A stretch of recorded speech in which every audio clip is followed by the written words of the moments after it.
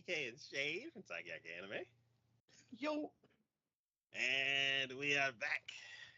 We will be talking about our initial thoughts on this summer season of 2023.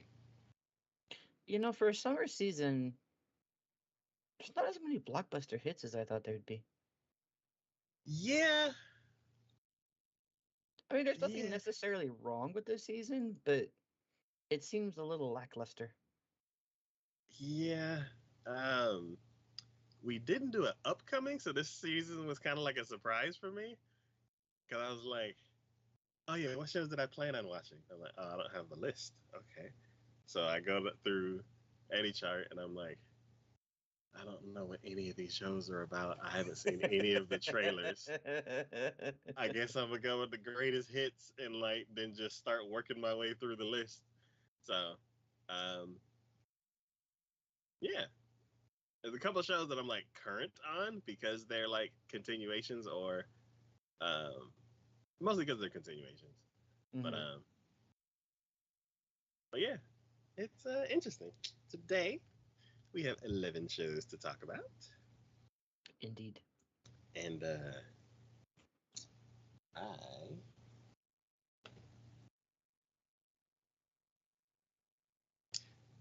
will be right back. Okay.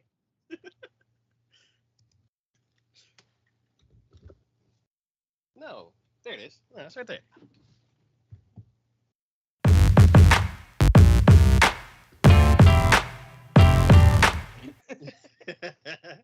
It's right here. Let me open up the thing. All right. Boop.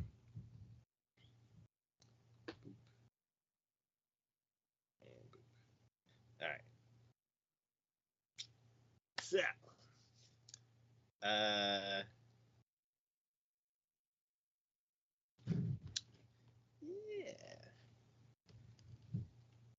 The first show we're going to be talking about today is Hataraku Mao-sama, or The Devil is a Part-Timer Season 2. Did you ever watch the first season? I watched some of the first season. That's what I thought. And how could I guess? And man, I remember the premise. Mm-hmm. I remember the characters. I don't remember their personalities at all. And doesn't bode well. And I'm like, why did I like this show? It's probably a reason why you never finished the show. Probably, I'm not sure. But basically, the first episode did a little bit of a recap, which I was like, oh, thank you, because I don't remember what happened. And basically, there's the hero, which is the redhead girl, and then there's the demon lord. And they're fighting, and to get a better advantage, basically the demon lord opens up a portal and goes to modern times. And before the portal closes, the hero jumps after him. So in this world, I don't remember the exact details of who all went over there, but the devil has a few of his lieutenants with him, and they all live in an apartment. And the hero, I think she lives in her own apartment, and their situations are completely different. The hero has money, and she's well off and just chilling, and the devil is struggling real hard, and he works part-time at McDonald's, basically. Yeah. That much I knew from watching the trailers. As far as seeing what would be the main character working what it would look like a fast food type establishment. And of course, looking at the uniform, I'm like, is this so McDonald's or whatever they call it now? I feel like it used to be Whack-Donald's, but now I think Whack-Donald's is too close to McDonald's, so it's like WD, which I'm like, you can't even pronounce that. What is that? Wood? Yeah. So I feel like they had to change the name even more because it's too close to the actual name that they're emulating. Spoofing. Yeah. So. Oh, good Lord. So I was looking at it, I was like, what's it going to be called? I don't remember. And it's like Wood. And I'm like, what? No. I refuse. And they've never actually, I don't remember them actually calling the restaurant its name. So it should be like a McWood sandwich. that seems like that has different connotations to it. I'm just gonna say. Yeah. So,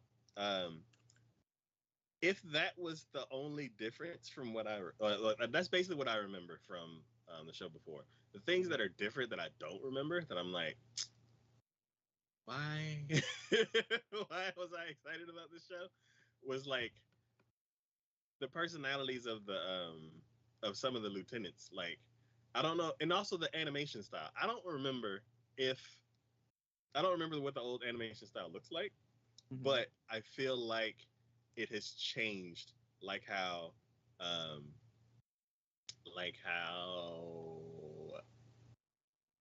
that isekai show that Konosuba. I feel like the animation has changed, kind of like how Konosuba changed. Like, is it before, a different production company? Well, I feel like because it's been so long, I think it's just different people working on it, and it just changed. Now you got me curious. So this one's done by Studio 3HZ. Yeah, and I don't feel like they were around back then. Nope, same studio. Okay. But start date for this was July 2022. And it's only been about a year. Yeah. Really? Maybe I just don't remember the animation style. But yeah, so the thing that like throws me off the most is like their facial expressions. Like, it won't get hyper realistic, but it'll get like more realistic than the normal style, and then they'll say a joke that's not funny, and I'm like, I don't get it. Well, I see the original was a fan of no noses. Or we're just gonna have this tiny shadow for a nose. Yeah. Is that what the new one has? I don't remember. Let me see. No, it's a good trailer. But yeah, it's okay. So it's very similar, but now they added more shadows to the nose. Yeah, it's the shadows is like the shadows in the face when they do those expressions is the thing that like. Well, it's like they have the little like nub for a nose, but then they're like, now we're gonna darken the shadows more around, so it's more defined. But now it's like, where is that light source coming from now that the shadows are so defined? And then there are other ones where it's like, now that you swear you're looking at going, she doesn't even have a nose. Yeah. Some people have really defined. Some people have none. Yeah. So I'm not sure. I basically need to go back and watch the first season because I'm trying to figure out what about the first season that I like so much to where when I found out that this was airing, I was like, ooh. And yeah. Are you sure it wasn't just the fact that this is like a popular one? That usually doesn't like get my interest unless I'm like, I have 16 shows to choose from. What do I want to talk about? Or what is Psycho watching? I'm only saying that because you didn't really have a plan going into this season for the first time. So maybe it was because you didn't have one. You saw the title and we're like, oh, I remember that. Yeah, that's probably good. Yeah. And then your other self would have come up behind you, your past self would have come up behind you and smack you upside the head and gone, no, what are you doing?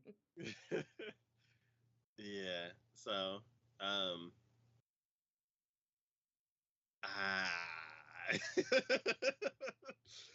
I haven't even seen, like, I haven't done my full, like, go through of all the other shows. So this one's like on the fence. How many episodes did you do for this one? Just one? I just did the one. It wasn't one of the like, ooh, and like watching it, I'm like, what? Well, I see when you're so on the fence about it. I know you usually give it like at least the typical 3 to see if you want to continue it all the way through. If it was something that I had never seen, Mm-hmm. I'll give it like a fair shot. Because I had seen this one and I started it, and I'm like, why? That's where I'm like. Also, I had limited time, so I was like, yeah. I'll be back. I'll come back. Let me do some homework real quick. So, so yeah, the new twist on this season is there was a demon in the other world, and after everybody already left, she like grabbed like a plant and a couple other things and made like a portal thing and like teleported herself to the world with everybody else. And then she just appeared out of nowhere. And everybody was gathered together, and she like revealed herself, and they're like,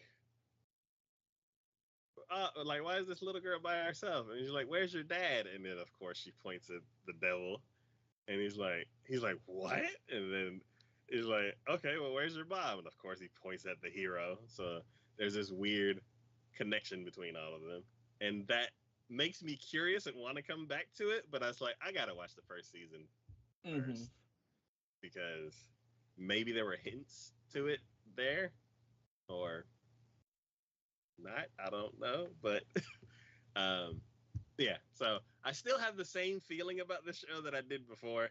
It's just it's more on the fence, where it's like, I thought I really liked this show, but maybe I like it a little bit. So not as much as I thought I did.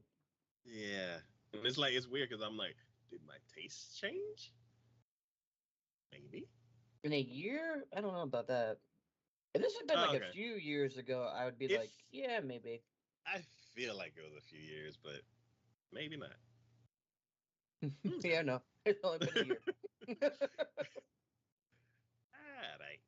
Well, so the next show I want to talk about is I'm gonna skip down to the bottom because it is a show that I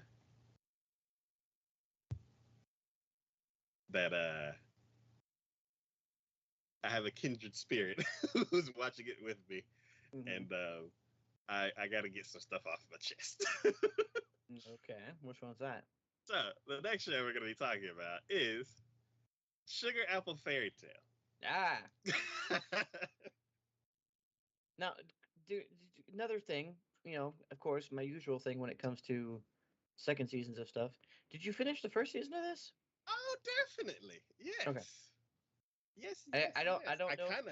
I don't know if you did or not. I kind of wish I didn't, but yeah, I did.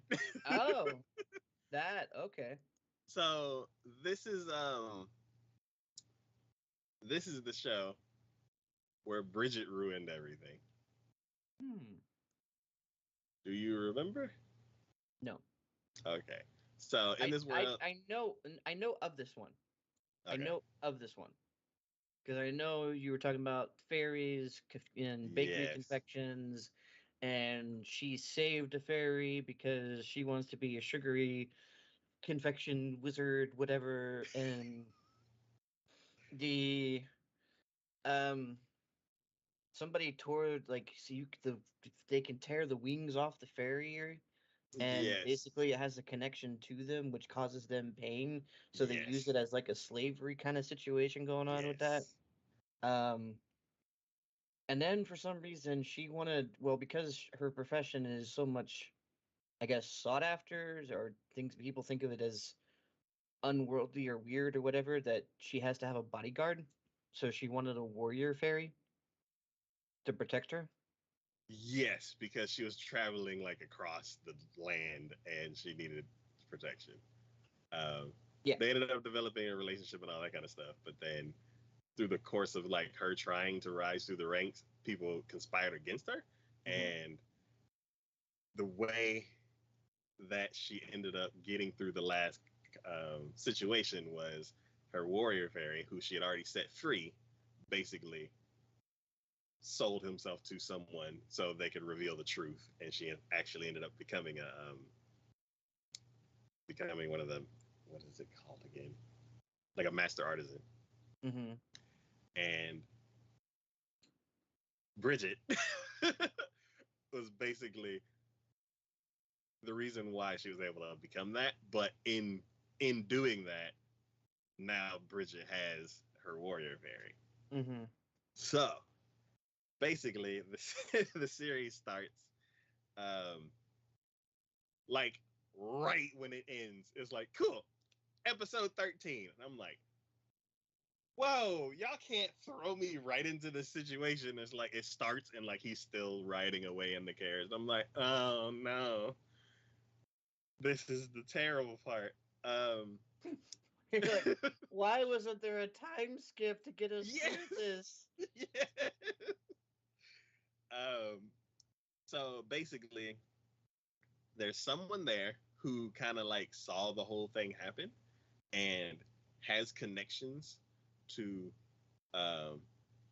where things are proceeding, and he basically like shows up and talks to the main girl, and it was basically he doesn't really con her, but like, oh, he cons her. Come on, just say it. So basically, he works at Bridget's dad's shop. Totally conning her. And he basically tells her, hey, if you come work with me, we can like help you with the situation and all that other kind of stuff. Yeah, see, come on. And that's totally being shady. Come on now.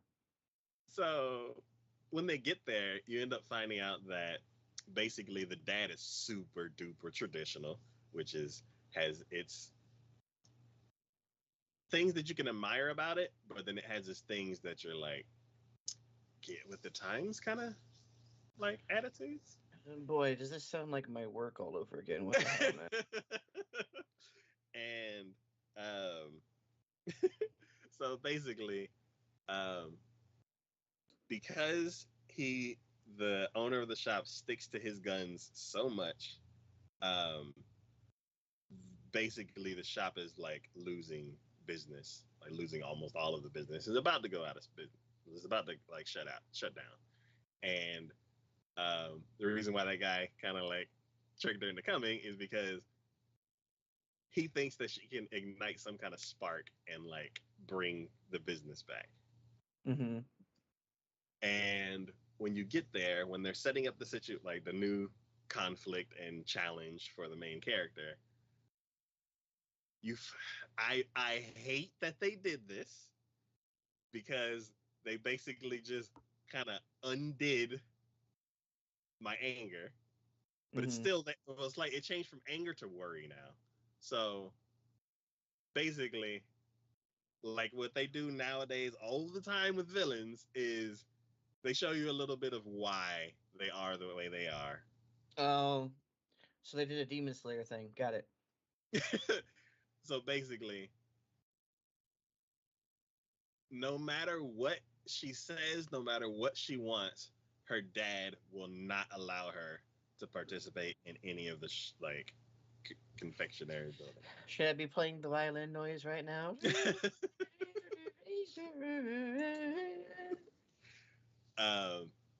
And that sucks. Cue sad violin. Someone out there, please. And it sucks. It sucks a lot. But that doesn't mean that you be a jerk. Of course it does. In anime perspective, if you get wronged, you wrong everybody else. Come on now, get with the times. So my anger kind of shifted a little bit away from Bridget, and it shifted more towards the dad. And I'm like, why are you Let her. But now, later on in the series, they're gonna have a sad backstory for the dad, to where he had gone to a contest and totally bombed it, even though he should have won it. And he doesn't want his little girl to have to feel that sort of anger and torment that he did from the frustration of losing. So he's trying to help save her from feeling that. See, I told you, I'm calling it right now.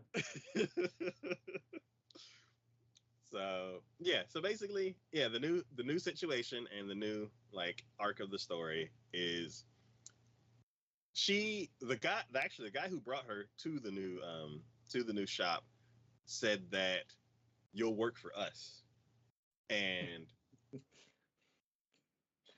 the dad. How is this not a negative perspective? You're gonna work for us. Well, one thing that was happening that I explained last time that we were talking about it is basically all of the people who are in charge of like the sugar apples and like supplies and stuff like that, they're cracking down and like monopolizing all of the plants, like the trees. So unless you're affiliated with a shop or with the kingdom or anything like that, there's no way for you to actually get apples anymore. Wow. So you have to be affiliated with someone, and the guy who brought her to the new shop knows that, and he's like, well, you'll work for us so you can have access to the sugars and all that kind of stuff, and then in return we give you access to the sugar stuff. But I'm still thinking that's a little shady. I mean, come on. It is, because he didn't say that, oh, our shop is about to go out of business and I need your skills to help us make a comeback. Then also, even so, it's like, come on, you're holding it over her head because she has no other choice.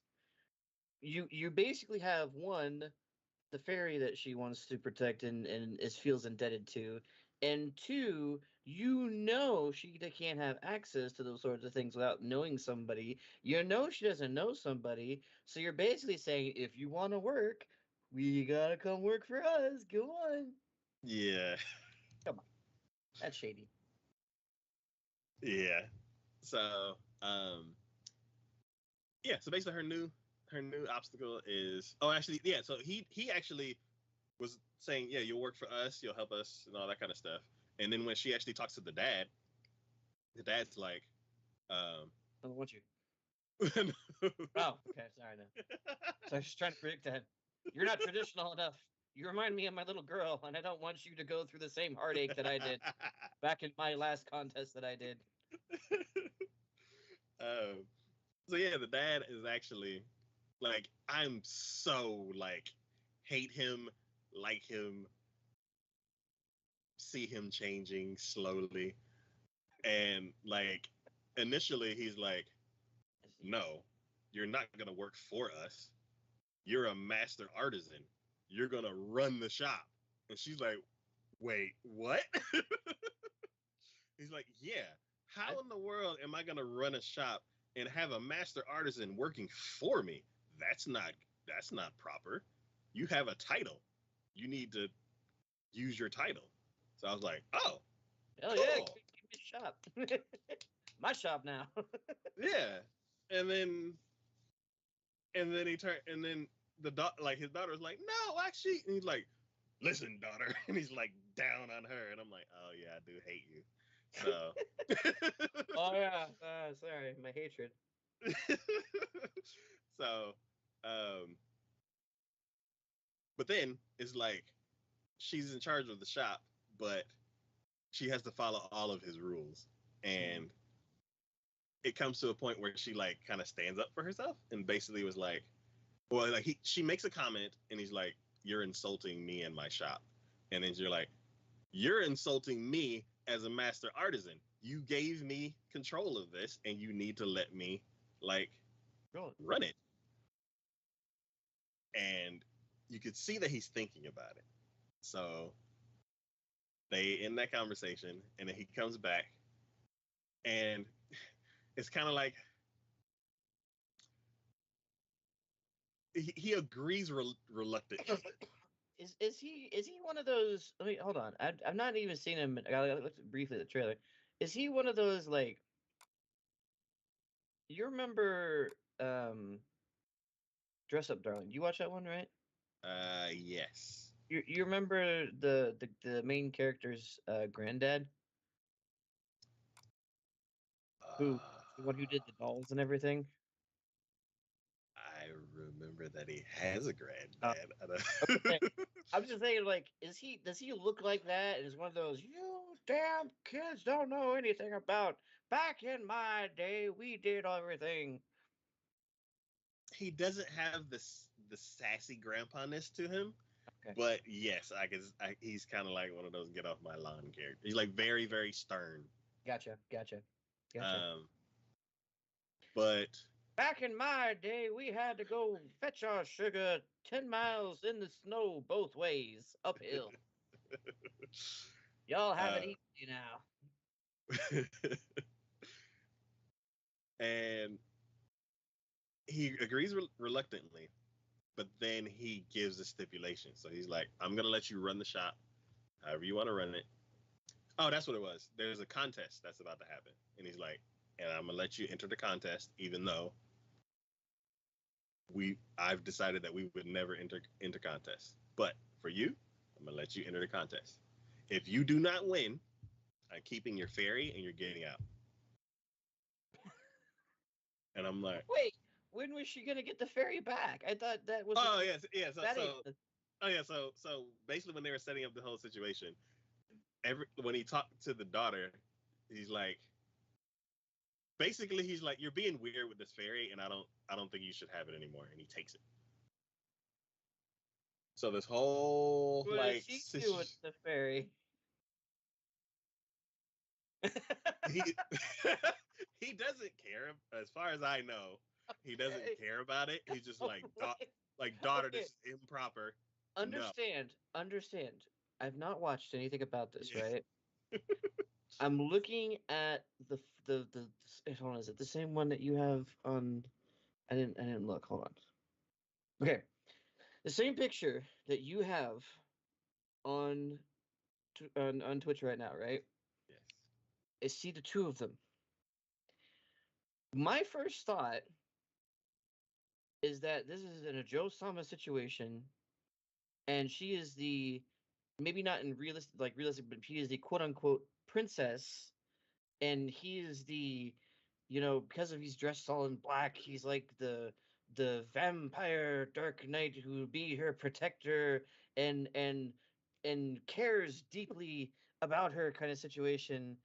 And then you have those feelings that start coalescing between them because he risks his life for her so many times or whatever. And I'm like, okay, I can see where the daughter might be like, I'm gonna get in the middle of that because I want that. But then all of a sudden you're like, then the dad takes him away from her, and I'm like, what is the dad doing with her in this situation? Because I know what I had in my mind what she was doing or what the daughter was doing. What's the dad doing in this situation? Is he wanting someone, the knight in shining armor, to protect him too? We're getting hot and bothered in here. Oh my goodness. I can see how you get that. See? Yeah. So yeah, the dad is very stern. Like he's like, no properness. Like this has to be proper. These are your titles. This is your position. This is your role. All that kind of stuff. And basically, she brings home this warrior fairy, and he's like, where did this come from? And all she does is like stay in her room with it, and like have it carry her. Stay in her room with it. Well, like he she makes him carry her around and all this other kind of stuff, and he's like, this is not appropriate. Bill, I'm like, and then, yo, okay, what are you doing behind closed doors? I mean, come on. Yeah, and then he's like, I don't like the way you're behaving with it, so I'm taking it away. And then he uses it as a goal for the other girl, and then if she doesn't win, I have no idea what his intentions are. But Oh but so far, 3 episodes in, this is the new challenge. She basically has like 2 weeks to win this competition, and to make the ultimate pastry or sugar confection. yeah. So, actually, she actually can't make it. The people who work at the shop have to make it, I think. So what? She's just there to supervise? Yeah, she's the supervisor of the shop. She was supposed to work for the shop, but then the dad was like, "No, you have a title. You're gonna supervise the shop." And then How you good? Okay, now I'm confused all over again. How are you gonna have okay? If I'm looking at this right as like she is essentially like the master pastry chef, essentially. Like she knows how to create the wonders with sugary confections and stuff like that. And in my mind, I'm equating it to like a master baker in our world. And it's like, how are you going to have the master baker? No, no, no. You sit on the sidelines and you watch. And all your apprentices who don't know jack shit are going to be the ones who are going to do all the cooking. That seems wrong to me on so many levels. I'm like, can I even like go over their shoulder and just be like, okay, let's add this in here. No, no, no, add this in this. No, no, no, it's too much of that. Don't add that in there. So there's a bit more like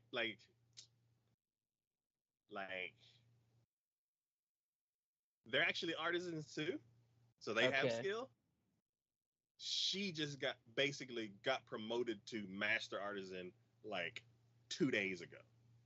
But still, if she got promoted to master artisan, that's like that's like taking the Iron Chef and going, you know what, you won Iron Chef. We're not gonna have you cook. We're gonna have these restaurant cookers who know nothing about fine dining, who just know basic cooking skills, come over and do your recipes because that way we know if they're good enough because someone else can do them. Yeah. I mean, come on. That makes I sense. see. I see. uh, yeah, I see your point. Mm-hmm. But I don't know how it's actually going to turn out. I don't know if they're Okay. all going to like put their minds together and come up with a specific idea. For the first couple of days, she's basically like been touring the shop and seeing how things run. And one thing that's different about the way that she approaches things compared to the way that they have been approaching things is they are doing it super, super quote unquote traditional. And every client project that they get, one person works on it only. Um, and compared to the way that she's used to is everything's a team effort. Mm-hmm. So she basically has to like break all the habits of how the shop has been run, cater to everybody's strengths, and then come together somehow, whether participating or not. I'm not sure what the rules are or what the rules the dad set. I mean, To win to this me, contest that just showed up out of nowhere. I'm like, okay. I would look at him straight and be like, this almost see. Here's where I wish you would have watched TacoYaki because there's some things in there that kind of equate to this because one of the things that they had to do for their shugugeki was go to a failing restaurant and help them improve. And there were people in these areas who would be very much like this father or grandfather, whatever, who would be like, no, this is how we've done it, this is how we're going to do it, and this is how we're going to continue to do it. And they had to look at him in the eye and go, that doesn't work. You're failing. You need to change. If you don't change, you're going to fail completely. That's kind of like what I was getting with this guy. I'm like, look, dude, okay, look, Yeah. your shop's failing. Can we agree upon that? See now in my mind, now I'm going back to the Patrick Star meme where it's the dude with the one of the villains was up to Patrick, goes, "This is your wallet." Or no, they're like, "This is your ID, correct?" Yeah. "This is your money, correct?" Yeah. "So that would mean this is your wallet." "Well, I don't know about that." You're like, "You're not paying. I just the shop's failing, correct?" "Yes." "You're failing because you haven't changed anything in how many years?" "Sure. So therefore, you should probably change." "I don't know about that. We've been doing it this way We've for been so doing it this long. way for so long. I don't think we can change." And it's like, well, then you're gonna fail. Yeah. So basically, it's that almost that exact same thing happened. It's just instead of you're gonna fail, she's like, you put me in charge, and if I'm gonna be in charge, I want to run it the way I run it. And he's like, fine, win the contest or you're out. It's like, it's like, okay. So wait. Does that mean she can run it while the contest is until up to that point? And if she fails the contest, then she's out, or is she having to run it his way up until that contest and then doing the contest? And if she can actually get past the contest, then she's fine. She has full control. Okay. Yeah. So basically, after she was given full control, she kind of like pulled everybody together and was like, we're gonna do something different. And they're like, huh? So like she's basically like changing, well, learning about everybody and learning all their strengths and everything, and then changing everything up. And meanwhile, you haven't seen much of, well, the only you only see Bridget when she's like, carry me, put me in the bed, give me a hug. And I'm like, because she's with the fairy. I mean, that's just well, saying. I feel like she can't do much when she's at home with her dad there. So, um, but yeah, so I feel like, oh, and one thing she was like, don't go see that girl. And like night hits and she falls asleep and he immediately is like, hey, how you been? I'm like, dude, See, this makes me feel better here's the thing, because right? I thought you were gone forever and now you're here and y'all are just talking like normal. Here's the thing. If I was a girl, right? Which girl? The main character, Okay. I would have put on a stipulation going, you know what? Totally fine with what you're saying. We're gonna win the contest, and I'm absolutely gonna win. Here's the other thing I want to add into it. Oh. Bridget is part of my team. Whoa! That way you have Bridget starting to do things, and when they win, now you look at the father and go, hey, guess what? She did that. She did that. I feel like that's gonna happen somehow. Because what's ideally what she's going to want to do? The main character is going to want to eventually walk away from this. She doesn't want to stay here. She wants to probably start her own shop someplace else with the fairy. So she's going to win the contest, but she's going to win the contest in such a way that Bridget is going to be really the one leading the charge and be like, look, thanks to the improvements that I did and to your daughter, here you go. You have a successful team now.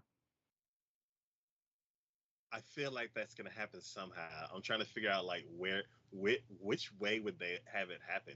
Is Bridget gonna join somehow before the contest, or are they gonna win the contest? She's gonna get the fairy back and then do something else to where Bridget will end up in a bed. Bridget will join towards not right away, but like towards almost the very end, because there's going to be some skill that one of them has that all of a sudden they get sick and they can't perform, and Bridget's going to have to step in.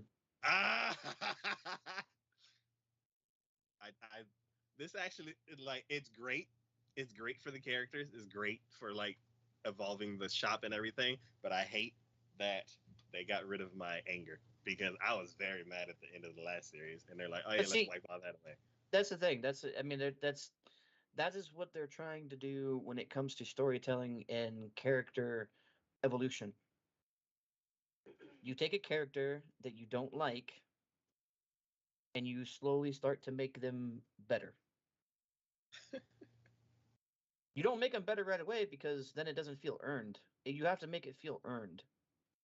I feel like the transition between this last episode and now was a bit too fast because I could see it coming.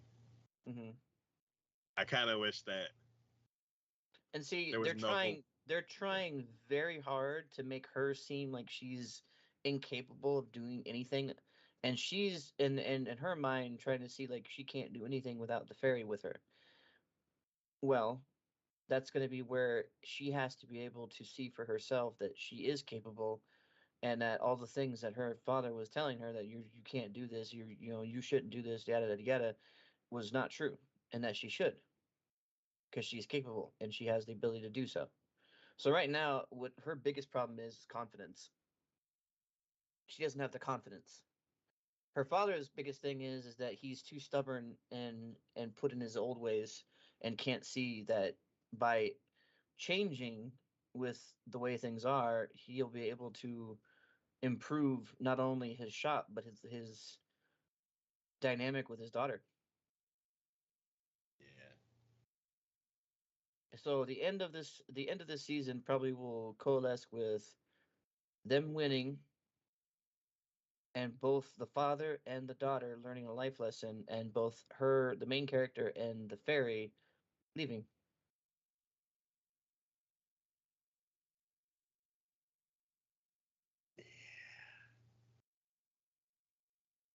I've just got. If I had to make a it's prediction, gonna get real rough in the next couple episodes for that to be the ending. if I had to make a prediction, I would say that. And right now, because where you're at, it's only going to get worse before it gets better. Yeah, that's exactly what I'm thinking. Mm-hmm. It'll all work out. It'll all work out, but it's before it does, it's going to get way worse. Yeah. And this show is like,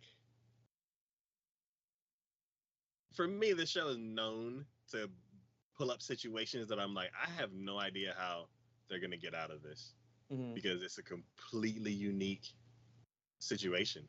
Hey, Like, you don't have the skill set and knowledge that they do about these sorts of things. yeah, like when the guy stole her, like he stole her thing and entered it in a contest and won. In order to do that, they both have to have wagons.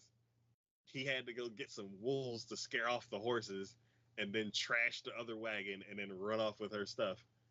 And then I'm like, the contest is in a couple hours.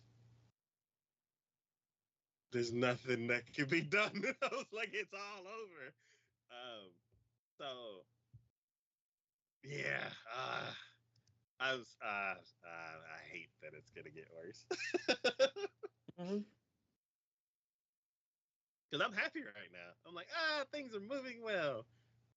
Yeah, don't ever say. Fairies, I was like, the fairy's back. He's all chatting it up with the girl. They're all learning stuff. People are And working together. in revolution of an evolution of a story, you always have the you can't just plummet down down down down. You have to have that slow rise of goodness before you tip over and then go screaming down down down. And then once you've hit the bottom, then you can come back up. I thought the end of the last season was the bottom. It was. It just wasn't as deep a bottom as probably what they're going to do now. Oh, no. Hey, what is it that always happens? Every season they have to up the ante. Yeah. Well, this is their upping the ante.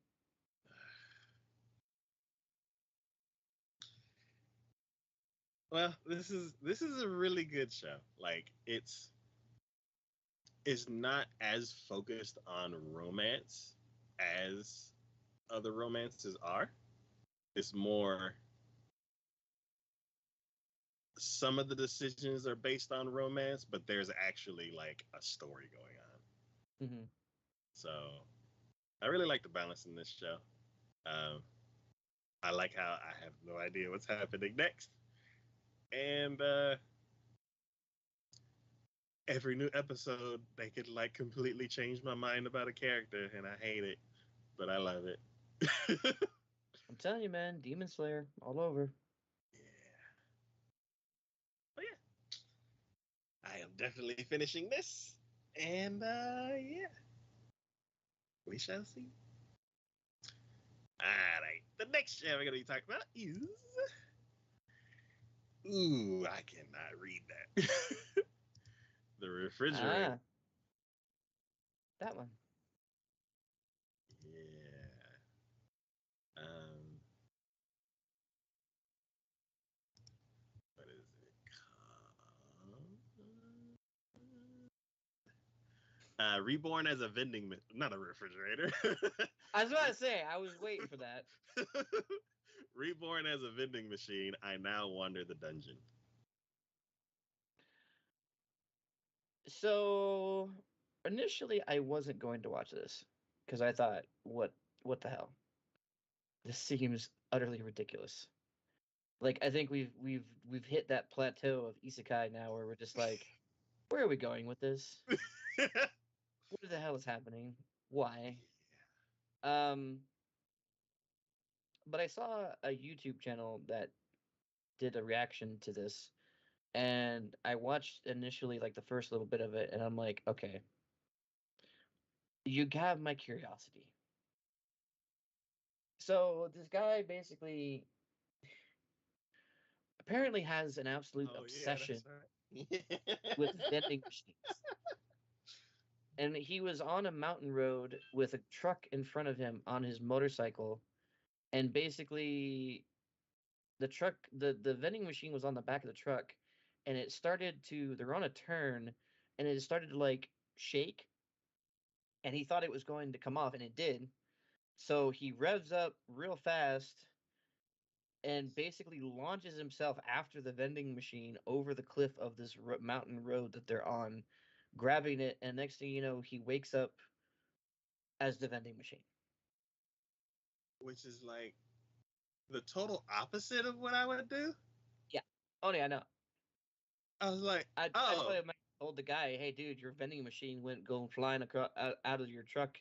You should have probably tied that down a little bit better before you yeah. took off on it." Um, but yeah, so he finds out, and then okay, so my biggest thing was logistically, how the hell is this going to work? Because one, it's a vending machine. Like, if you're in an isekai world, where are you getting the power from? Two, you're a vending machine. Who the hell's stalking you? And three, you're a vending machine. You literally can't go anywhere. You have no Yeah. mobility. What are you doing? So within the first episode, all of these questions that I had in my mind were answered. The weirdest way. Because so when people purchase things from him, it equates to points. And he uses these points to do everything. So he has no power cord.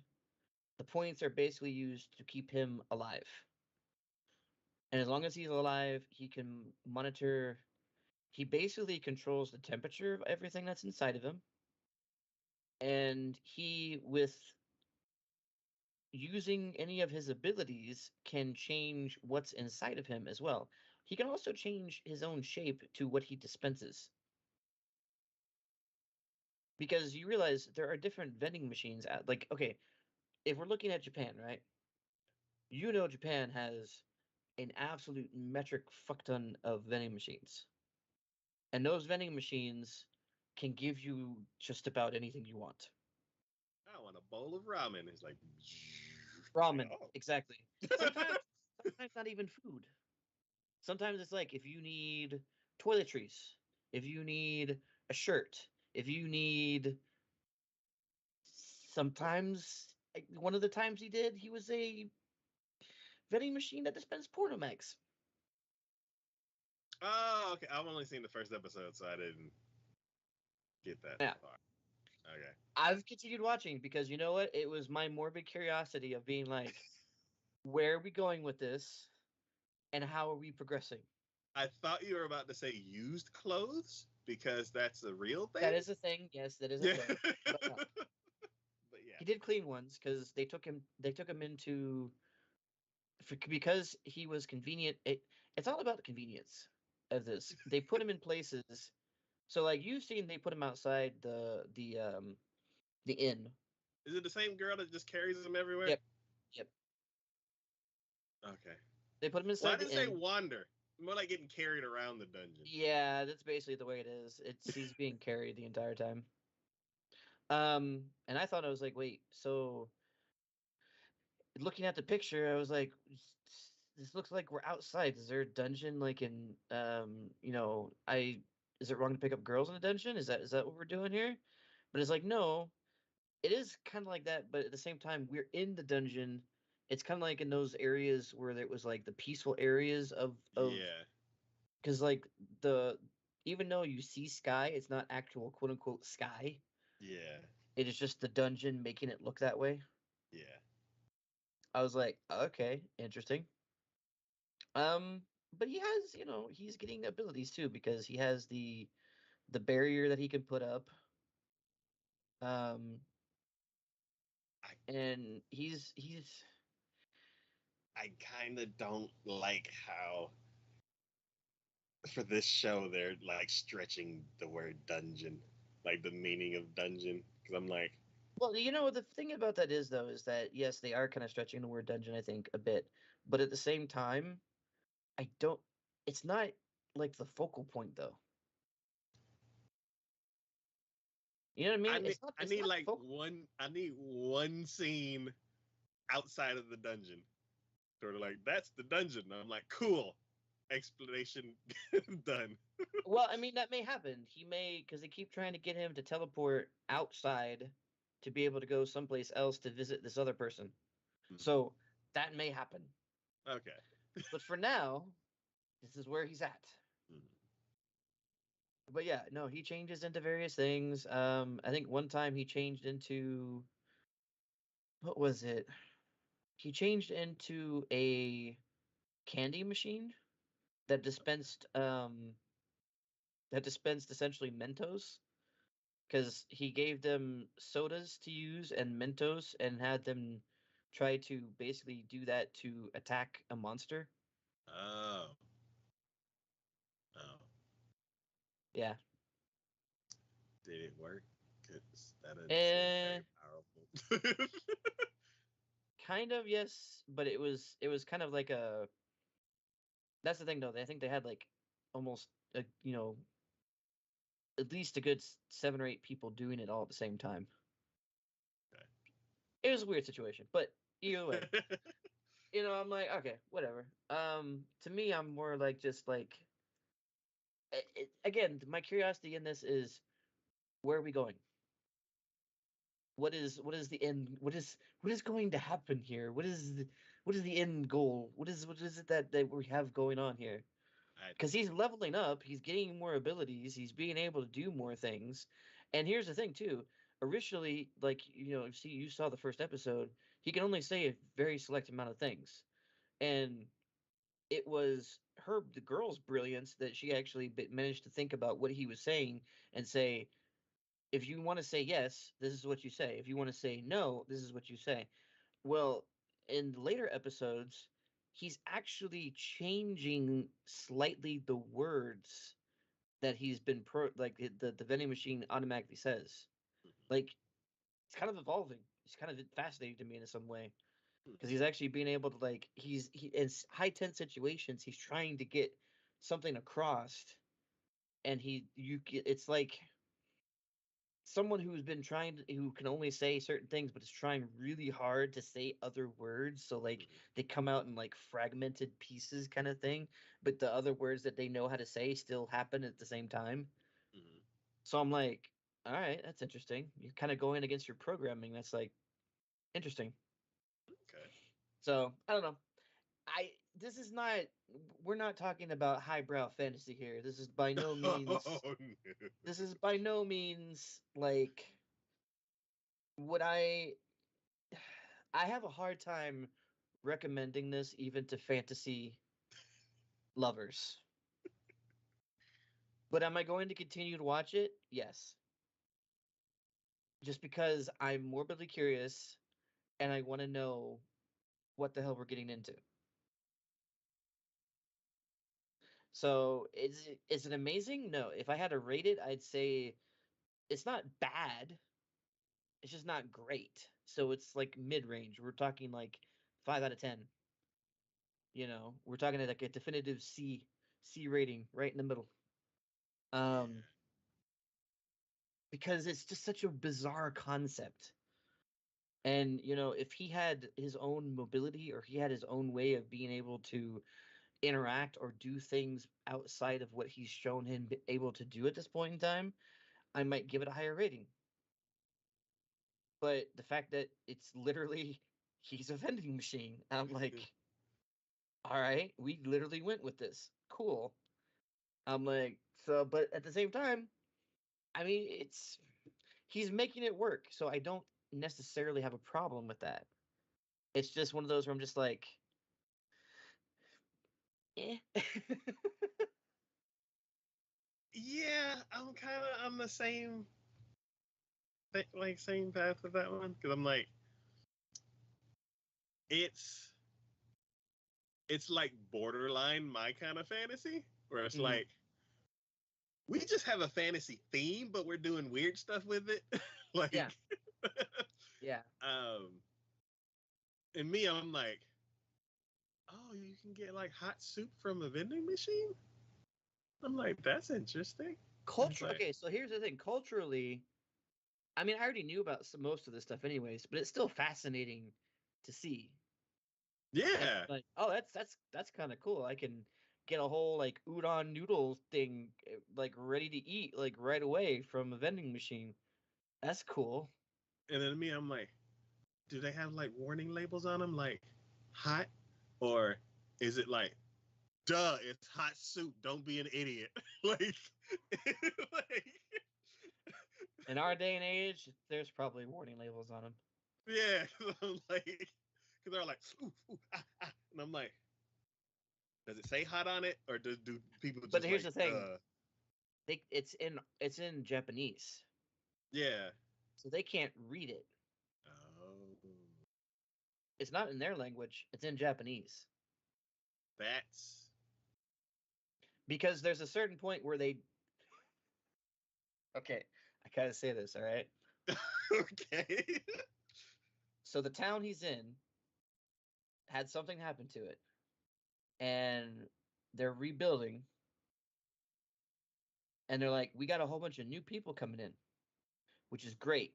Town's actually starting to prosper. Problem is when we have new people coming in and a lot of younger people coming in, they want to do some things, but that eventually leads to diseases and other things that would become a problem. And our good old buddy, the vending machine's like, I have an idea. And you can guess what he changes into. And he's like, he dispenses one, and it was the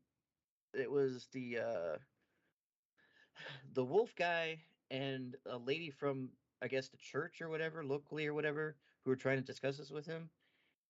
And they take it out and they go, what do you do with this? And basically, she figured it out only through the pictures. They're like, oh, there's pictures here to tell you how to do this. And they basically unfurl and they're like, oh, okay, I see how this is supposed to work. Okay. Yeah, no, this will work just fine. But again, that gave the idea to me of like, oh, there's writing on it, but they can't read it. They can only see pictures and understand from the pictures what you're supposed to do with it. Okay. Yeah. Interesting.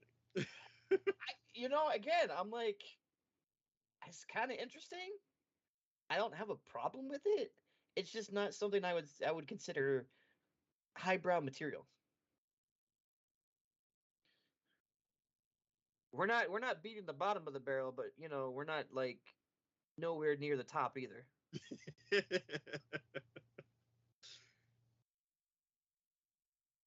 From looking at the picture, this show has more in it than I gave it credit for. I think part of it is because of the big googly anime eyes. Yeah.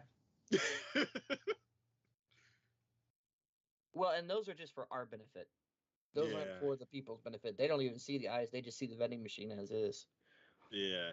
And the characters themselves, I think, are interesting as well. This is definitely more of a character-driven storyline kind of situation than anything else. Yeah. So. Yeah. I'm actually glad I sampled that one because it's intriguing. It is. All right. The next show we're going to be talking about is Am I Actually the Strongest?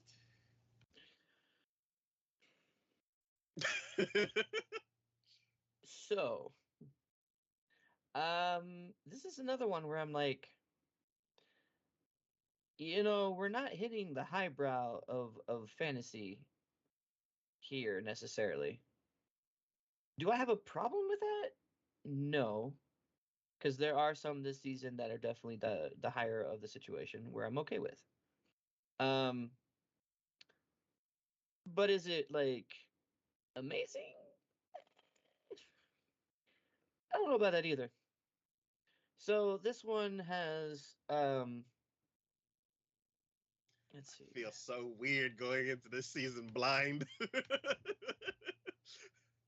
Yeah, so this one, the story has it to where it's another isekai, and he gets reincarnated, but here's the interesting twist, right? So everyone has magic. The goddess that reincarnated him wanted to give him, just make him OP, pretty powerful. Well, everyone has their own statuses, like basically RPG screen kind of situation where you see your strengths, weaknesses, and everything. In the magic section, there are 3 digits that you can see. So it goes up to the 100th spot, right? She gave him like 1,002 on his magic. Most other people have maybe a couple hundred. But she gave him like 1,002 in magic. Problem is, when you look at his screen, what do you think you see? 9s. 2. Why? Because the 1,000 spot isn't there. So instead of seeing 1,002, they just see 2. So it just keeps counting. So at birth, he was actually born to a king and a queen. They basically, as a baby, did the whole penguin thing from Batman Returns and just got rid of him. Because they're like, we can't have a prince who's going to be the new king who doesn't have magic. Because they thought he didn't have anything. Because not only did he not have, not only did his magic look like that, the goddess didn't give him any affinity towards any sort of element. So basically, they thought he was a nothing. Dud, yep. That he was a dud, so they wanted to get rid of him. Turns out, no, that's not the case.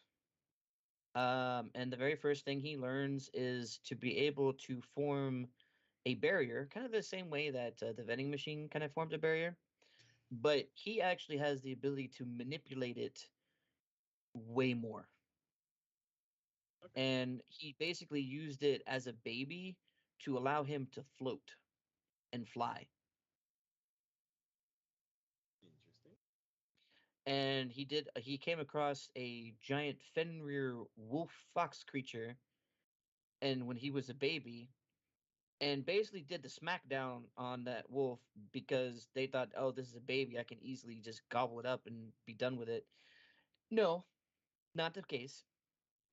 And because she considered him to be on level of the demon lord as far as magic capabilities are, she basically progressed, basically became his familiar, which is the red hair chick in the background. Wait, that's Fenrir? Yeah, that's the human version of like a Fenrir, like fox wolf creature. Every time I hear that name, I'm only going to think of a big purple fox that likes meat. Well, this one's the red one, but close. So when she's about to take care of him, apparently the head knight of the kingdom had heard about what had the king and queen had done and took pity on the child and thought he would take him in for himself and basically try to make it look like the kid got squished or killed out in the forest and then would take him in as one of his own. So the blonde-haired girl behind him, the main character, is actually his stepsister, essentially, because she is the actual daughter of the family that took him in. Okay.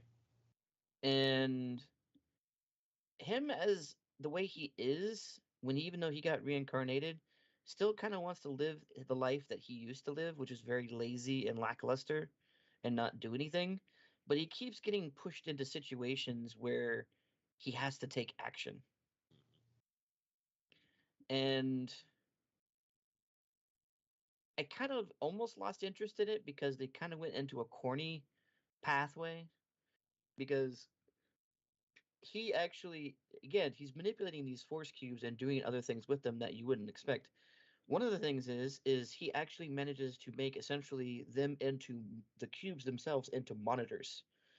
So when one cube's in his room, if another cube is in another area, like over the forest that's around his parents' estate or whatever, he can actually see what that cube is looking at. The other thing he's done with that too is that he basically managed to turn one of the cubes into a pathway to his world and where he can actually stream anime. And he had his sister watch a bunch of anime because she wanted, at first she didn't like him, thinking he was too aloof or too weird or whatever.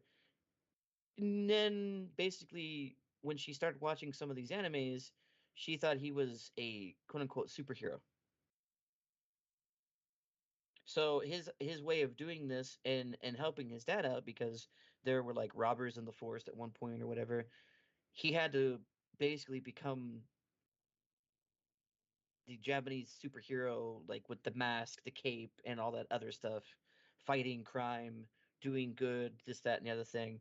And I'm like, oh my god, With the poses and all? with the poses and all, with the poses and all. So I wasn't too thrilled about that,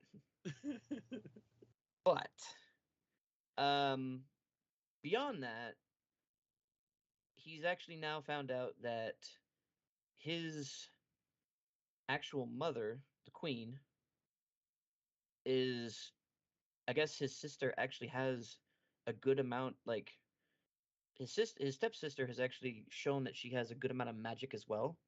And when she grows up can actually be a formidable opponent to the queen to take over.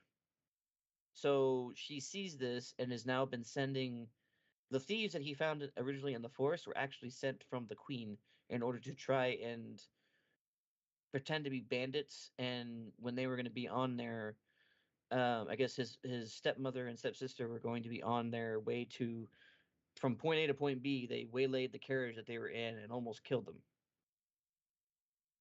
And then when another outing was planned, he found a bunch of wizards in the forest who were basically they were summoning a bunch of monsters that were going to then attack the carriage that his sister was going to be in again.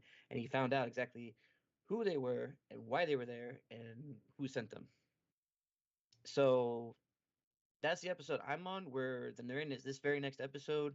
He basically said, I'm going to protect my sister. And he's like, at this point, I think maybe I need to go pay a family reunion visit to my mother. And I'm like, oh, that should be interesting. Though I saw briefly in the previews when it happened, because it went pretty quick into that. Is that he's going in his superhero persona. Oh. But it looked like there was a good fight that happened between it, so I'm like, all right, fair enough. Okay. Yeah. Again, we're not. They do interesting things with magic. It does have a lot of good fantasy elements into it. They're a little bit different than what they do when they do in isekais, because yes, he's OP, but he doesn't really know he's OP because everyone's told him he's only like this is your magic level and you shouldn't be able to, and he's like, well, I can do this. He's like, I don't know why I can do this if I'm so low level. He doesn't understand that because he doesn't understand what the goddess did to him. We only understood that because at one point in like the first or second episode, the goddess goes up to another goddess and goes, oh my God, emergency. I didn't realize that they only see up to this point in their status screens and they don't see all the way. And he's like, and I forgot to give him an element to his powers. I was going to give him all of them, but instead he is like a void, I guess, essentially. So if I had to rate this one, I would rate this one probably a little bit higher than the other one, the vending machine one. Mm-hmm. This is probably like a high C, low B. Like maybe we're like 6, almost ranging on 7 out of 10. Okay.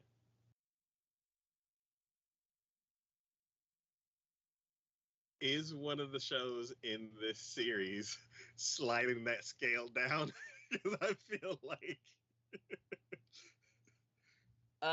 What do you mean? Is one of the, like in the season, there's one show that's kind of like ruining the curve. Maybe. We'll see. All right. Yeah, this one seems interesting. It seems fun. Like it so is. far, a lot of the fantasy shows that have come out this season seem more on the fun side. We're definitely not ranging into serious material here. That's for sure. Yeah. Cool. Unlike the next show, I think we're about to talk about. All right. The next show we're talking about is Jujutsu Kaisen Season 2. Are you caught up completely with this? So, I went into Crunchyroll and was like, all right, I can't start episode 1 until I watch the rest. So let me go. I can't start season 2 until I watch the rest.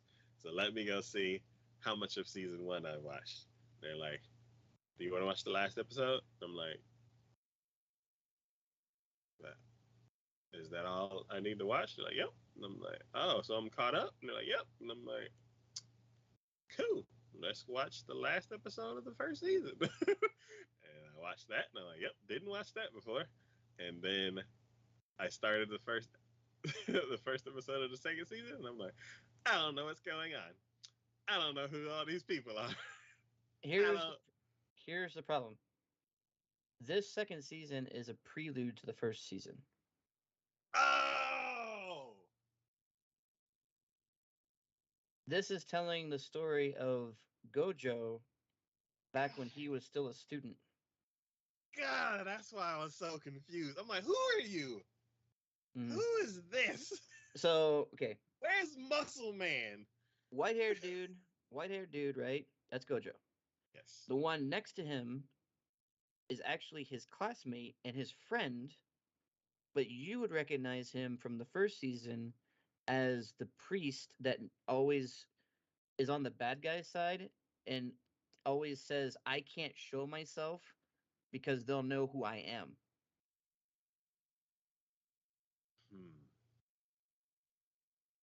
Then the female, so in the very first episode, right, there was two females that were in the very first episode, right?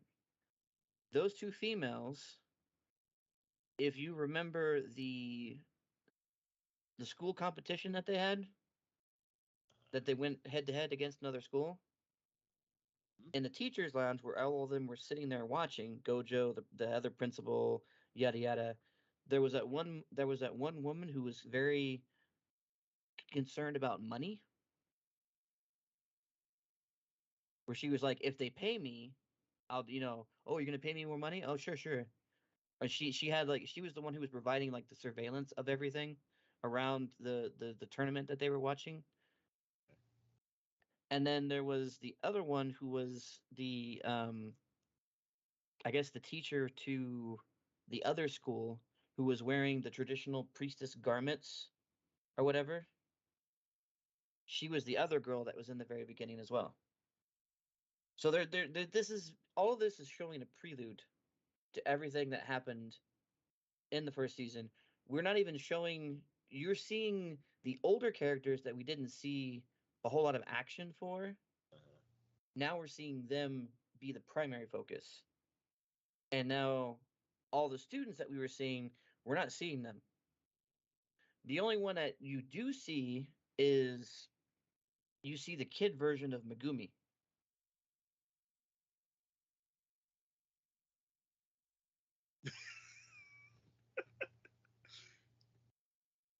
You remember Megumi, right? That was our main dude's in the first season's friend that he met in the very beginning. First episode. Jujutsu Sorcerer. First year. I'd have to see her. I don't know. No, he's the one who had all the familiars that he could summon. Oh. Yeah, you see a kid version of him in this season. Okay.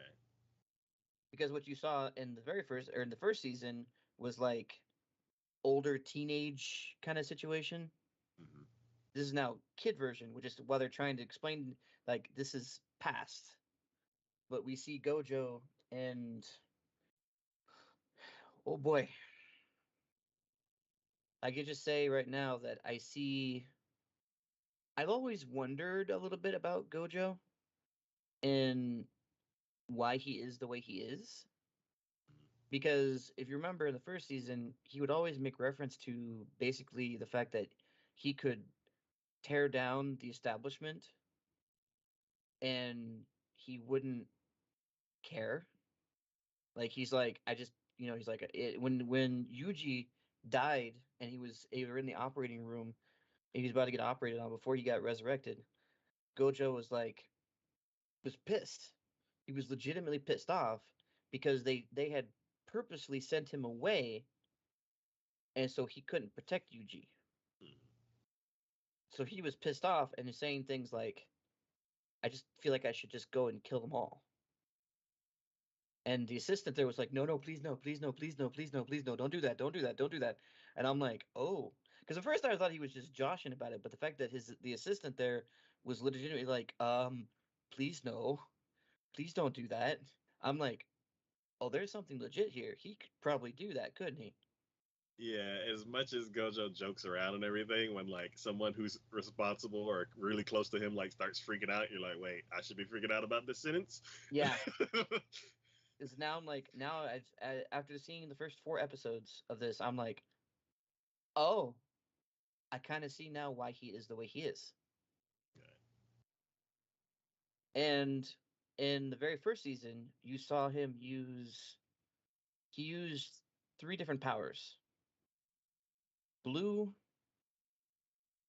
red, and purple. And I can't remember, like, one of them's like acceleration, one of them's like reversal, and I forget what the other one was.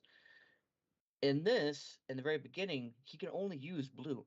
You actually see him acquire the ability to use red, and then he just, once he learns red, he combines them both and does what he did in the first season with purple. And I'm like, oh, okay, this is the first time we're doing this. Sure. Yeah. And there's another bombshell that I wish you had seen the other episodes, because there's another bombshell that they drop that I'm like, oh, because if you remember in the flashback, it was the 23rd episode, because it was Megumi after he defeated that special grade.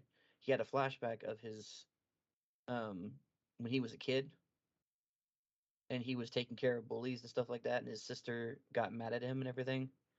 Um, but he had a where he had his first meeting with Gojo, and he was talking about the fact that his father had sold him, and the way he made it sound like was that his father had sold him and basically ran off. And Gojo had kind of stepped in and took care of him, kind of situation. And I'm like, something happens in like within the first 4 episodes of the season. I'm like, I don't think Megumi knows about that. And that's kind of a key thing. I wonder if that's going to come up in some situation later on.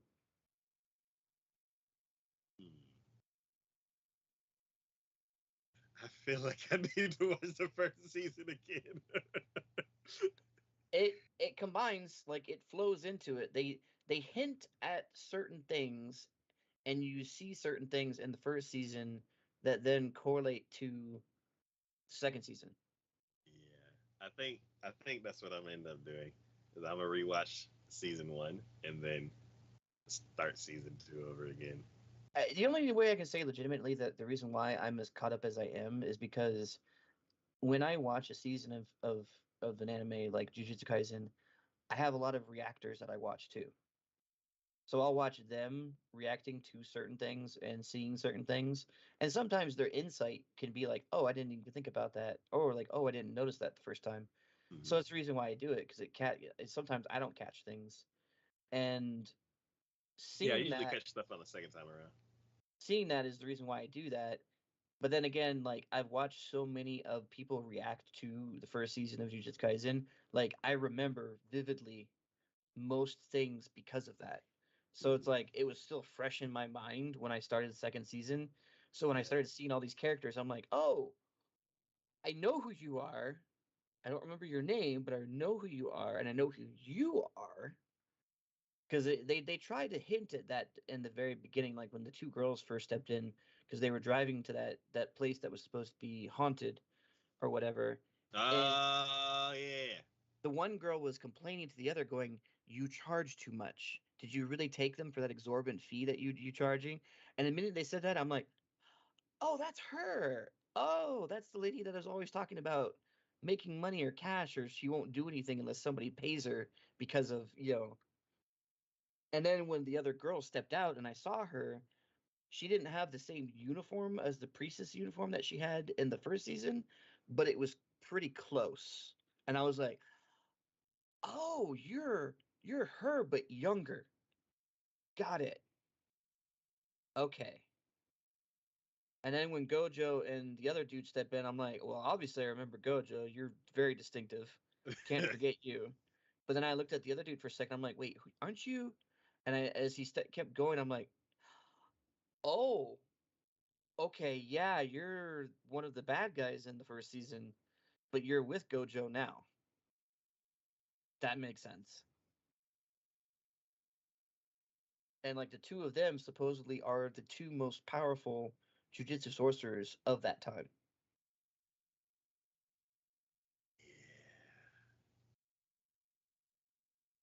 Um. Yeah, I feel like I'm still lost on the story. I probably won't be caught up until the next. Yeah, fair enough. Yeah, but things that I do appreciate about this show. Um, Mappa is like, Going off with this. oh, Oh yeah. oh my god, If you think that, wait till you see some of the other episodes. I believe I've seen 4. Wait, of the second season? Yeah. Really? So you should know. You should know what I was talking about then. No, that's why I didn't say nothing. Like, I don't know what's going on. It's pretty though. Did you see a guy fighting Gojo with a weapon? Like a weird. I say multiple weapons. That he kept pulling out of like a slug thing on his shoulder. Yep. Yeah. You don't know who that is? No, you were saying stuff, and I'm like, I don't understand. That was Megumi's dad.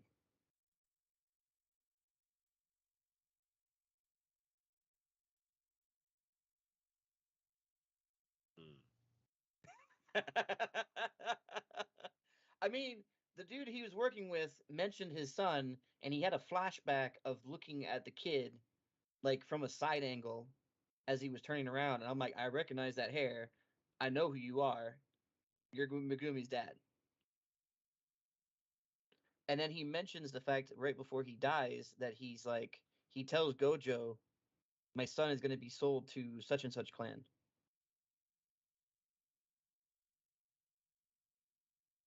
Yeah, I gotta rewatch the first season. And then watching Gojo walk out of that area with that religious cult, when they're all clapping. Oh. And no, Gojo's reaction, that sent chills. Because Gojo's reaction of, can I just kill them? I don't think I would feel any way about it. Can I just kill them?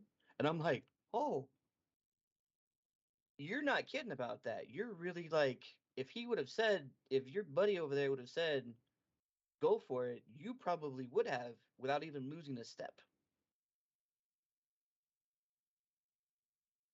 Yeah, I felt at that moment he was still kind of buzzing after what just happened. He was, but he was serious. Yeah. He was dead serious. He would have killed every single one of them in there and not even lost a wink of sleep over it.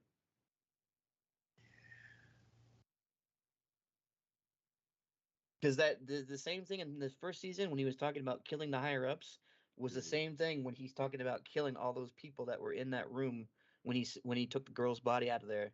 And I'm like, oh, is this the start of it? Is this where we got that from?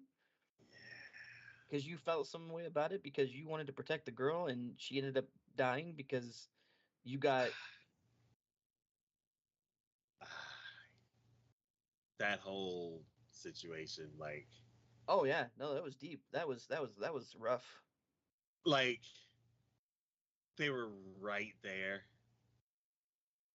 and then it's just poof, and I'm like, Yeah. I literally screamed and like almost started crying because of... Yeah. Oh yeah. I was intense. That was intense. And then it really made me mad how they started the next episode. Oh yeah, like redoing it. Like, let's just do it with style and different angles. And I'm like, stop it right now. Yeah. I was like, I will leave. See, what you felt was what they wanted you to feel. Yeah.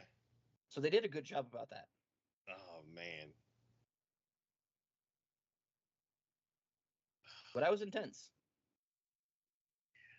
So anyways, I don't want to talk any more about it. I don't want to say anything else about it. We'll save it for the wrap up because hopefully you get caught up on the first season and then this season because I'm sure there's way more things I want to talk about this whole thing, but I don't want to give too much away or put too many things in your head if you need to get refreshed. Yeah, because I'm like, this is like Durarara. There's so many things connected, and I'm like, who are you again? Yeah. So, all right. Jujutsu Kaisen is back With Mappa. Freaking vengeance. Mappa is losing their mind. Where did Mappa get all this money? Because they are dumping the whole budget into this. Mm-hmm. It is fantastic. Oh yeah. They really go off with Gojo's ability. Yeah. That just ability to just stop things and have things floating in midair with like, yeah. And then even them just walking, you're like, whoa, this looks so cool. Like it's just. And the other dudes, like his summons that he does. Yeah. Oh my god. It's yeah, they are going completely off. I am so excited. All right. The next show we're gonna be talking about is a long name. um, it's like My unique overpower. skill makes me OP even at level 1. Yes. Whoa. Okay. What happened? Something changed on the video. Oh no. The video feed changed, but it went back.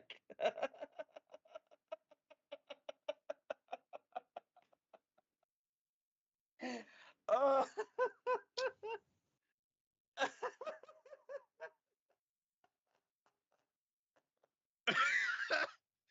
Well, All right. Anyways, what time is that? That looks like move. it might. Yeah. Okay, so this is another isekai. Dude gets reincarnated. So the world he finds himself in, you don't. There's no production in this world. There's no like farming factory. There's no production. Everything comes from monster drops. Oh. So you kill monsters, you get things. You kill monsters, you get food, you'll get carrots, you'll get bean sprouts, you kill other things, you'll get other gear, it all comes from monsters. So this dude is reincarnated into this world when this other girl, the one with in the yellow hair with the big hammer, kills a slime, and he's the reward that pops out from it. He is the reward? Yeah, he basically is the drop from the slime that this girl kills. Okay. So he knows nothing about what's going on, no reason why he's here.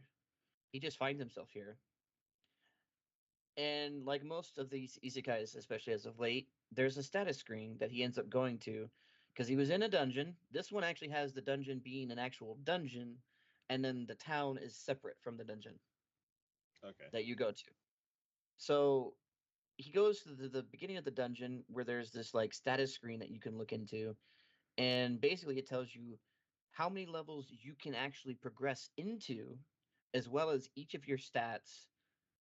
And one of the things that they don't usually do in these types of isekais is talking about um, you have a skill as far as your drop rate. Okay. So here's the thing: the girl that he's with, she can go up to level 40 as far as her levels go. Like she's low level when he meets her, but she can go up to level 40. The dude, on the other hand, he can only go up to level 1. He can't go any further. Okay. Here's the thing: his drop rate is S tier.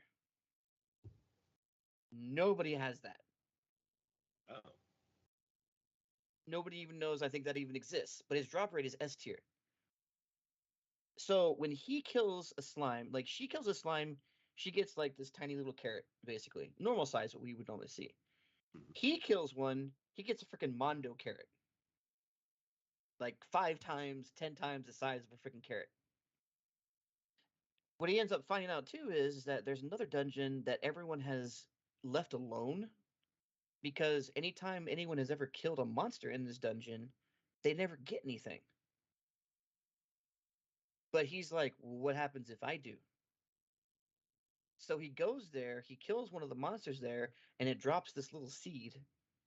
And he takes it, and the minute he does, his strength ability goes up a point. So he keeps going to different levels of this dungeon, finding these different seeds from different ones, different monsters he's killing, and each one of them is slowly raising his stats up. So even though he can't level up, he still looks at like he's a level 1. But currently, where I'm watching, his strength is S tier,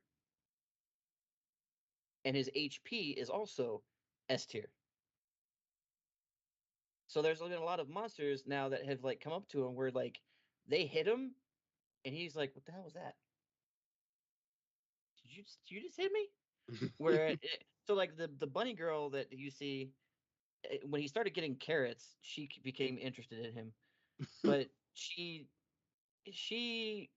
doesn't like low level characters.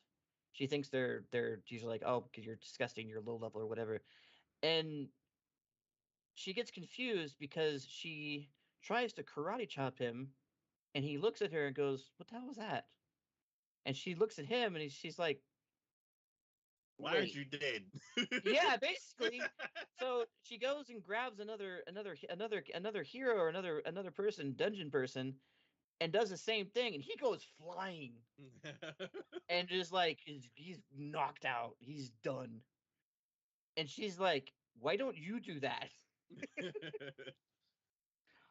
So, and then apparently, if you take items out of a dungeon, but you don't, you put them on the ground and just are like trashing them essentially without taking them, they spawn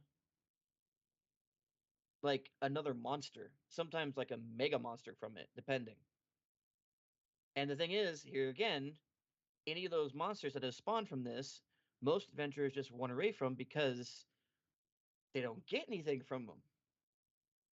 He, on the other hand, Oh, he actually gets things from them. Like the gun he currently is holding in the picture that you see, he got that from a monster drop. From a monster drop that everyone else doesn't get anything from.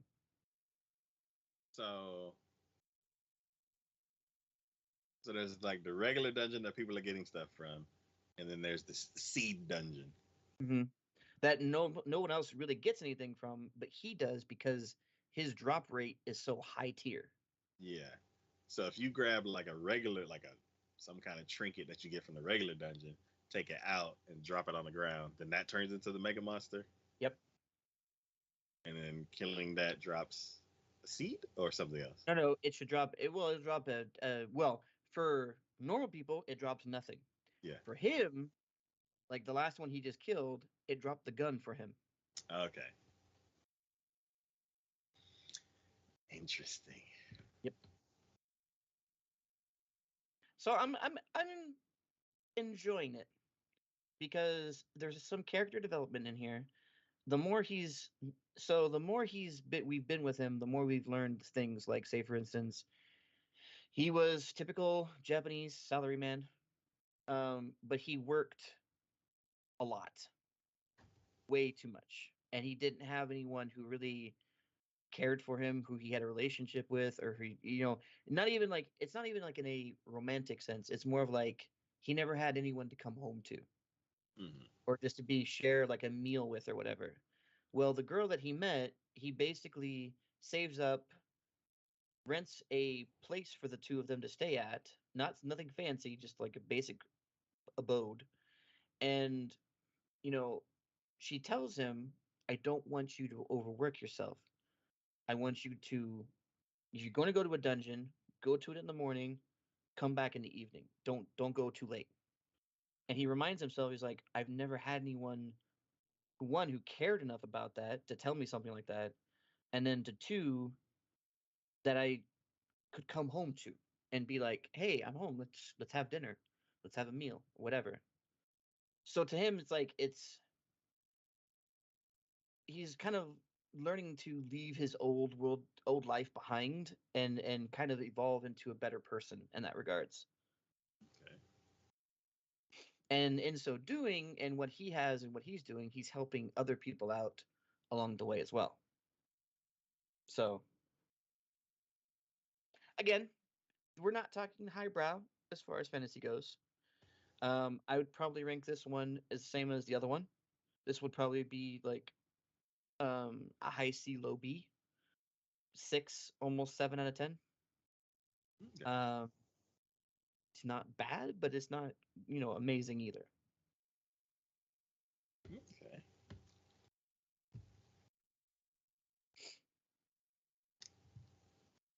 This was less silly than the other ones. So I'm like, it's more on the traditional side of fantasy / isekai. Yeah, I would probably say. But yeah, the whole like taking things out of the dungeon and like it's kind of like gamified. It is, Yeah. which I'm okay with. I mean, if we're gonna Yeah, go there, if we're gonna go in that direction, let's just go in that direction. Let's not beat around the bush. You know what I mean? Yeah. I Yeah. think I feel like so many of these other ones that these guys just kind of like they dip their toe in that direction, but they don't like go all in. It's like just if that's what you want to do with it, just go all in with it. Yeah. And like the let's see. The getting items from monsters is like a gamified thing.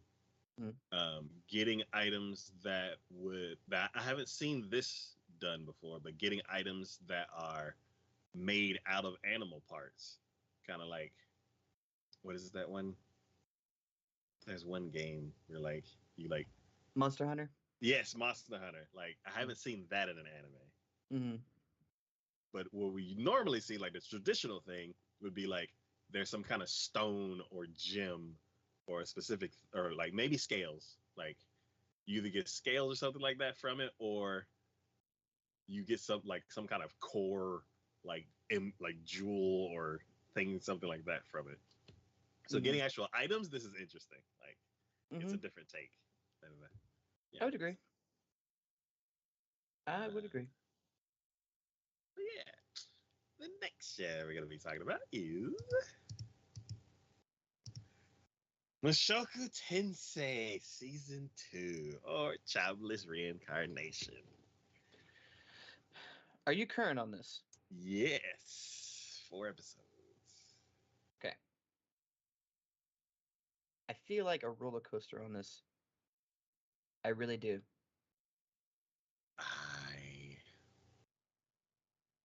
Like, okay, I get where they're going with the story. Like, I get where the creator, the writer, if they're going based upon the manga or whatever, I get where he was like, you know what, this is the way the character is.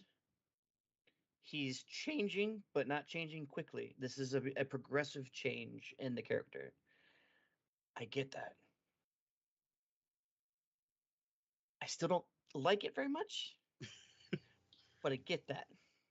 Because every time we reference freaking panties that we did in the first season and like episode 2, I'm like, haven't we moved on from this yet?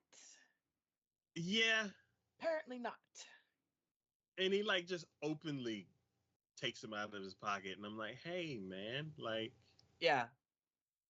At least in the first season, when you had panties on your head, you got embarrassed about that fact. Now you're just like, I don't know. So. And they didn't actually show what they were at first. Yeah, they didn't. So I was like, is it like some medication or something that he's trying not to take?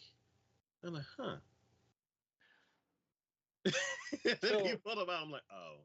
I have a problem with that, but I can kind of get over that for the most part because I'm like, okay, it's the direction they're going in. It's, yes, he's not doing as, pervy things with it as he used to, but he's still holding on to him. Okay, whatever. Episode 3 I had a problem with. And I'm sure you know why. I felt like it didn't necessarily belong, as it were. Like, I know why it's there. I'm like, okay, fine. You were progressing in that direction. I see where that was heading, and I'm like, okay, fine. But I'm like, come on. Why do we have to go through with this? And it's like, and yes, in his current body and who he is, I'm like, yes, he's a kid. He's older now, don't get me wrong, he's older, so he's a teenager, older teenager, I guess. But he's still a kid. But I'm like, she is definitely a kid. But at the same time, I know there's an older guy mentally in there, and I'm like, God, that weirds me out. Something. Yeah. So I had a problem with that. But beyond that, everything else that has happened and everything else that has been done, I freaking love. So that's why I said I have such a roller coaster right now with the show. Because seeing Rudy go off and seeing him really flex his magical muscles and such, I'm like, that is just freaking awesome. I love it.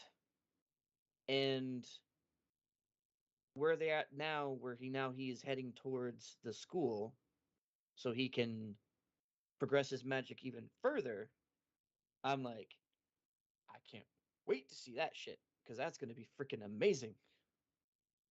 I'm also hyped because I know that his childhood friend is already at that school, so once he gets there, they're going to meet up. And I'm like, sweet, can't wait for that. Um, which also the very first episode 0 of that situation, where you find out what happened to her after she got teleported. I'm like, so she got teleported into the sky. Yes. Okay. She did. I was like, no, she was teleported into the sky. I was like, what did you do? So she got teleported into the sky, and here's the thing. So I don't know if you realize, her hair changed colors because she essentially expended all of her magic and trying to save herself. So that it's facilitated her hair changing colors. Okay. And the princess was wise enough not only to know that that was the case, but also to give her the shade so that way people couldn't see her eyes, to think that she was a demon or whatever, like those kids tried to think that she was. So they just took her as the elf that she was. Because they saw the pointed ears, but they didn't see her hair was no longer green, now it was white, and they could, as long as she kept the visors on, they couldn't see the color of her eyes. So everyone just took her for the elf that she technically is. Just she has some weird colorations. She's not demon though or whatever, but um yeah, seeing Rudy's magic, seeing all that shit happen, got it. And I'm so torn with the god that he always has a conversation with, because I'm like, do we trust him? Do we not trust him? We've tried not trusting him before. Things turned out shitty. But at the same time, he's telling you now not to go looking for your mother, which you were trying to do in the first place. And instead, now you're going to go learn magic, which is cool and all. But at the same time, that was what upset your father to begin with, is it seemed like you weren't trying to go and find, the rest of the family and try to get them all back together. But then the girl said that his father was going in that direction anyways. So I'm like, does it even matter? I don't know. There's a lot of unknowns, but I feel like I think there needs to be just a general warning on this show. I mean, if you've seen season 1, season 2 should not surprise you. Do I wish we didn't go in that direction? Sometimes, yes. But it shouldn't surprise you, because season 1 kind of lays the groundwork of going, this is what you should expect. It's not, it's definitely not a fun time kiddie type fantasy anime. We're throwing real world situations, some serious shit in here, and this is more geared towards the high fantasy. Yeah. Monsters, monster killing. I mean, that was his job there for quite a while. He was out there killing various different monsters who literally would kill people, eat people. Yeah, like there was one guy that I got eaten, I guess. Yeah, the priest that was a part of the other party. Yeah, and it was like he had the same colorations as one of his other friends that had to like shave his hair and stuff like that. Yeah. But I was like, he doesn't seem to have that trouble. So I'm like, there's a distinct feature that's missing from this guy, but he really looks like him. He really looks like the other guy. And then that's just about all I thought about him. I think he was a mage. Um, and then they're like, oh, so and so got eaten. I'm like, or so and so got killed. I'm like, who's that again? And like it took the priest, the healer. Yeah, it took a while until like they were all sitting at the table, and I thought about it, and I'm like, oh, where's the green? Oh no, the green hair dude. That's who died. Well, and I feel like part of that might be that because it's an anime, they're even though they are taking their time, I feel like they're also having to rush certain things. Yeah. So there might have been more moments with that party, so you actually felt more attached to those characters, as opposed to we basically got them for like an episode and a half before all of a sudden one of them dies and we end up having a very embarrassing moment with one of the other people. For lack of a better way of saying that. Yeah. I don't know. Like I said, I really feel like I want to see we've progressed with him from where he was at when he was a kid, when he was just born. But now more than ever, I really want to see adult Rudius. I want to see him leave his teenage years behind, and I want to see him progress to adulthood. Because I want to see a full-fledged, like, into his powers kind of Rudius. Because I don't think he's not fully there yet. He's still learning, he's still progressing, he still has room to be better. And I feel like when him going to this school is going to accomplish a lot of that. So my thought is that we probably won't see it this season, but maybe next season there'll be enough of a time jump. Yeah.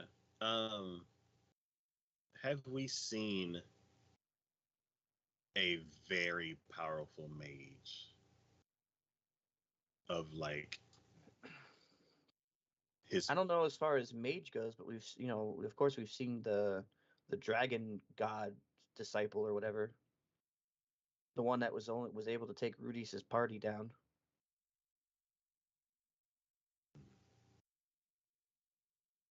He seemed pretty. I mean, he was pretty damn powerful. Oh, yeah. Because I'm like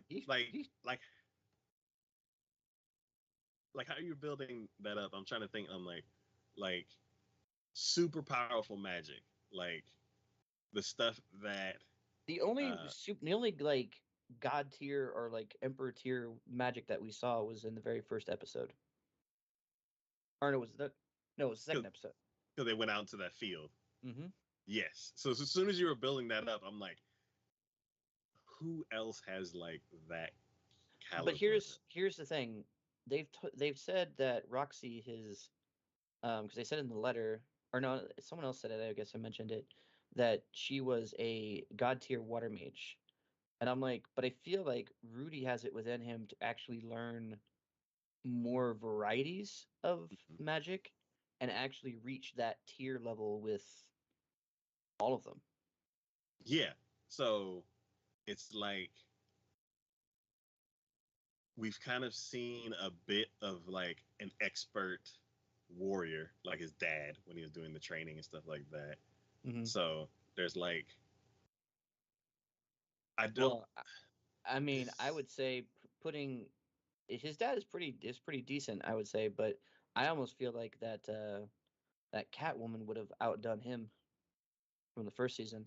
Oh yeah. She was on a whole nother level, I feel like. Yeah, and it's like the like the caliber of warriors in this show compared to like other shows, like it feels different. It does. Like it's well, but see, that's the thing. Here's the thing with it, right? As opposed to most other shows. Now there are a few that have done it before too, but as opposed to most other shows, this is probably one of the only ones I've seen in a fantasy setting. Again, there's been other ones that done it too, but the few that I've seen that has taken this whole thing, like this whole series has been very serious. There's no we're not holding anything back. We're not you're not seeing the sword come down and now they cut and you see maybe like some blood fly and next thing you know you look down and the body's just on the ground. No, we're seeing everything happen. We're seeing the cut happen. We're seeing people getting shredded. We're seeing, you know, they did it with the dragon. You know, he literally threw giant spear rocks at the dragon and made giant holes in it and crushed its head. I mean, it was just like, you know, and the warriors and have been just as ferocious. So I'm like, hell yeah. But you don't see that very often. Most times they don't show that sort of stuff. They cut away from it. They don't give you, you know, I look at it as like the DBZ effect, right? DBZ was like, hey, what we're going to do to make sure you understand how fast they're moving is we'll show you them in still forms or, you know, trading blows or whatever, but then we'll pull it back and all you'll see is just streaks, streaks, streaks, streaks, and maybe just like the impact hits. And that gives you that sense of power, that feeling of just like, oh my God, they're moving at such high speeds and their impacts are so strong that they're literally, you know, impacting in the air and you see the air move around it kind of situation. And I feel like that's the same with this. It's like without seeing the slashes taking place, without seeing the carnage, the visceralness of how these, you know, spells or blades or whatever impact, you don't feel the same way as if you would in some other things. But because we're seeing this, we're like, oh shit, this is fucking, you know, mind fuck here kind of thing. Yeah. You feel it more. Yeah, like everything feels more dangerous. Yeah. Like the typical anime like fantasy show, everybody's walking around with swords and stuff like that. And then like in this show, somebody tosses your sword. I'm like, please catch it because if you don't, you might lose a finger. Like Well, this show will do that. Here's the thing: it's like, you know, you typical fantasy anime. You have a party that walks outside the town, and I'm like, okay, we'll have a random encounter somewhere along the way, take out a monster, yada yada yada. Here, like when they step out of the town, I'm like, oh God, what the hell is gonna come at them now? What are we gonna survive? Is people dying? What do you mean? What's gonna happen? It's like we have a basic idea of where the destination is. Yeah. But hopefully nothing happens on the way. Yeah, but we don't know that. Yeah. Whereas with other fantasy, we would be like, oh, well, they're fine. They're gonna get there. Yeah. Just cut to destination. Yeah.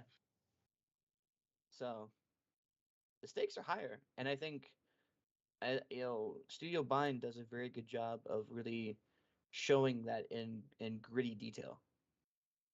See, this I'm gonna tell you right now. This is what I wish the last Berserk had been. Yeah. If the last Berserk been like this, not CGI, let's show this stuff as it's meant to be shown, because you can't get that sort of gritty, visceral detail in CGI as you can in this. Tell me I'm wrong. I mean, I feel like that's the way it is. It can't. You can't do it. It doesn't have the same impact. So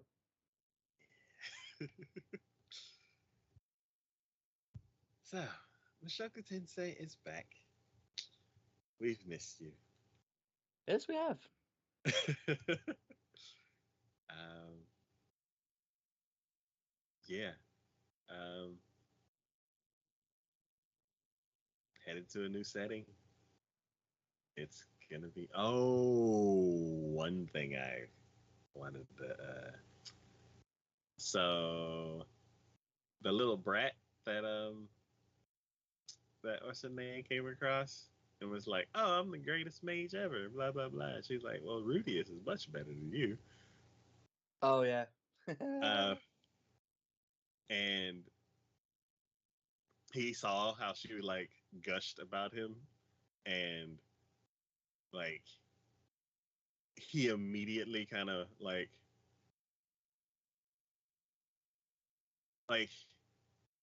he basically was like, "I have no chance with what I thought I was doing right now, but I'm gonna work on myself." He kind of like is like, "I'm gonna be better," and I'm kind of curious, like, how soon are we gonna see him again?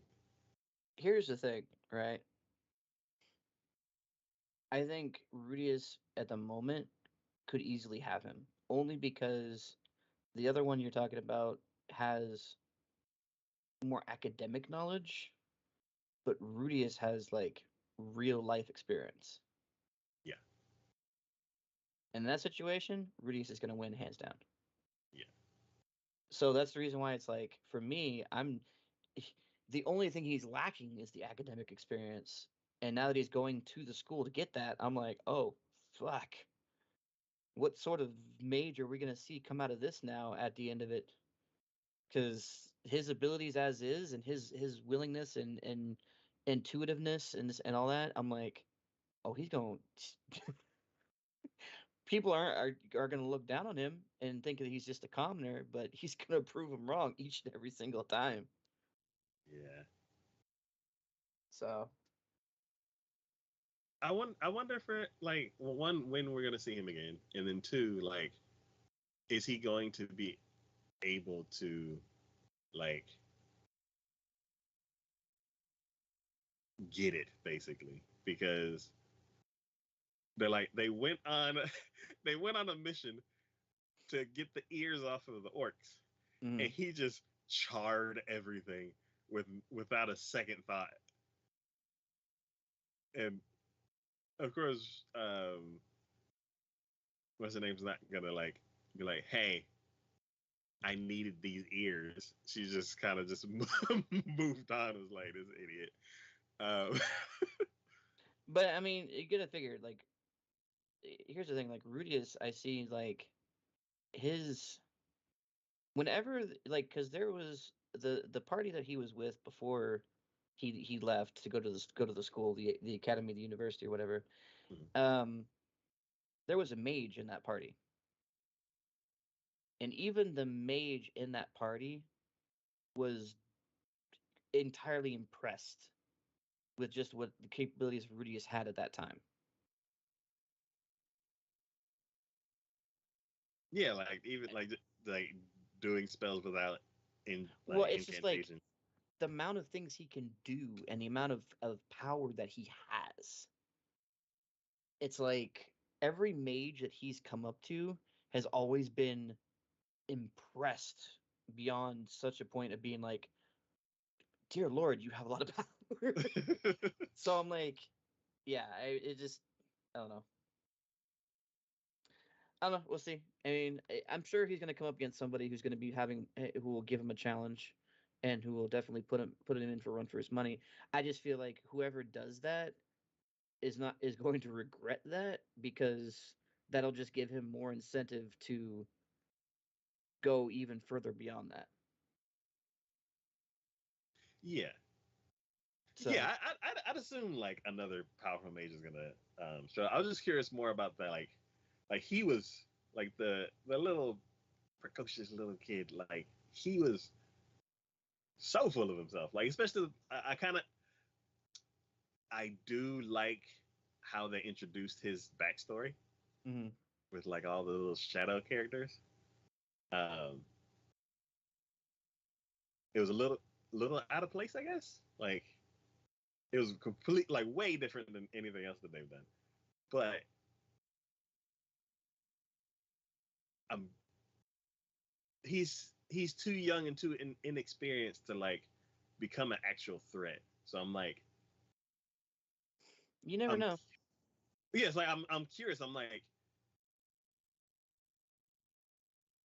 what's gonna happen? I'm very curious, like what's gonna happen to him and when are we gonna see him again? Because I mean, it could be like the minute he steps foot in the university and he recognizes Rudius, and it's just like, you're the one who so and so keeps talking about. I'm challenging you right here and right now, kind of situation. that would be cool because he would end up being like a party member, kind of like someone who goes along our like Rudius's journey with us. I'm a little worried like something will happen to him and like he'll end up becoming like a villain later on. It's possible. I Yeah. mean, So we've met demons already in this world. yeah, that's one thing I'm just kind of curious about because like we had our couple minutes with him and then I'm Yeah. like he disappears and I'm like, is he coming back? Kind of like that.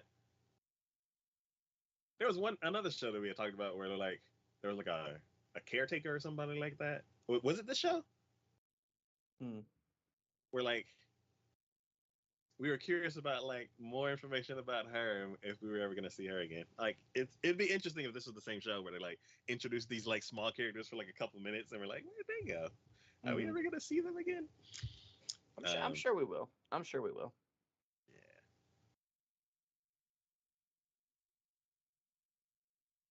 You brought up the mom. I'm like, where is the mom? Apparently she's out. She's doing fine, according to Okay. what they said. Apparently she's out dungeon exploring. Ah, going back to her old days. She was a healer. And then the other mom, basically. Oh, we've already met back up with her, and she's now safe with the daughter that she had. Where what? Is she The by maid. herself with the daughter? Yeah, the maid. Yeah, she and Rudius rescued her from the castle she was being held prisoner in. Okay. God. Eventually, I'm gonna have to just rewatch this whole thing because there's so much. But yeah, cool. I'm pretty sure that Rudius sent her and her daughter along on the way. Okay. At this point, it seems like everyone's trying to meet up as best they can.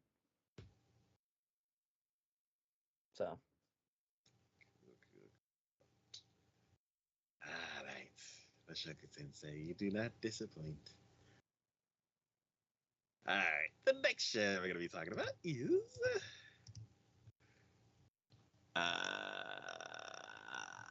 I can't read that first word. Reign of the Seven Spellblades. Yes, Rain. That's what it is.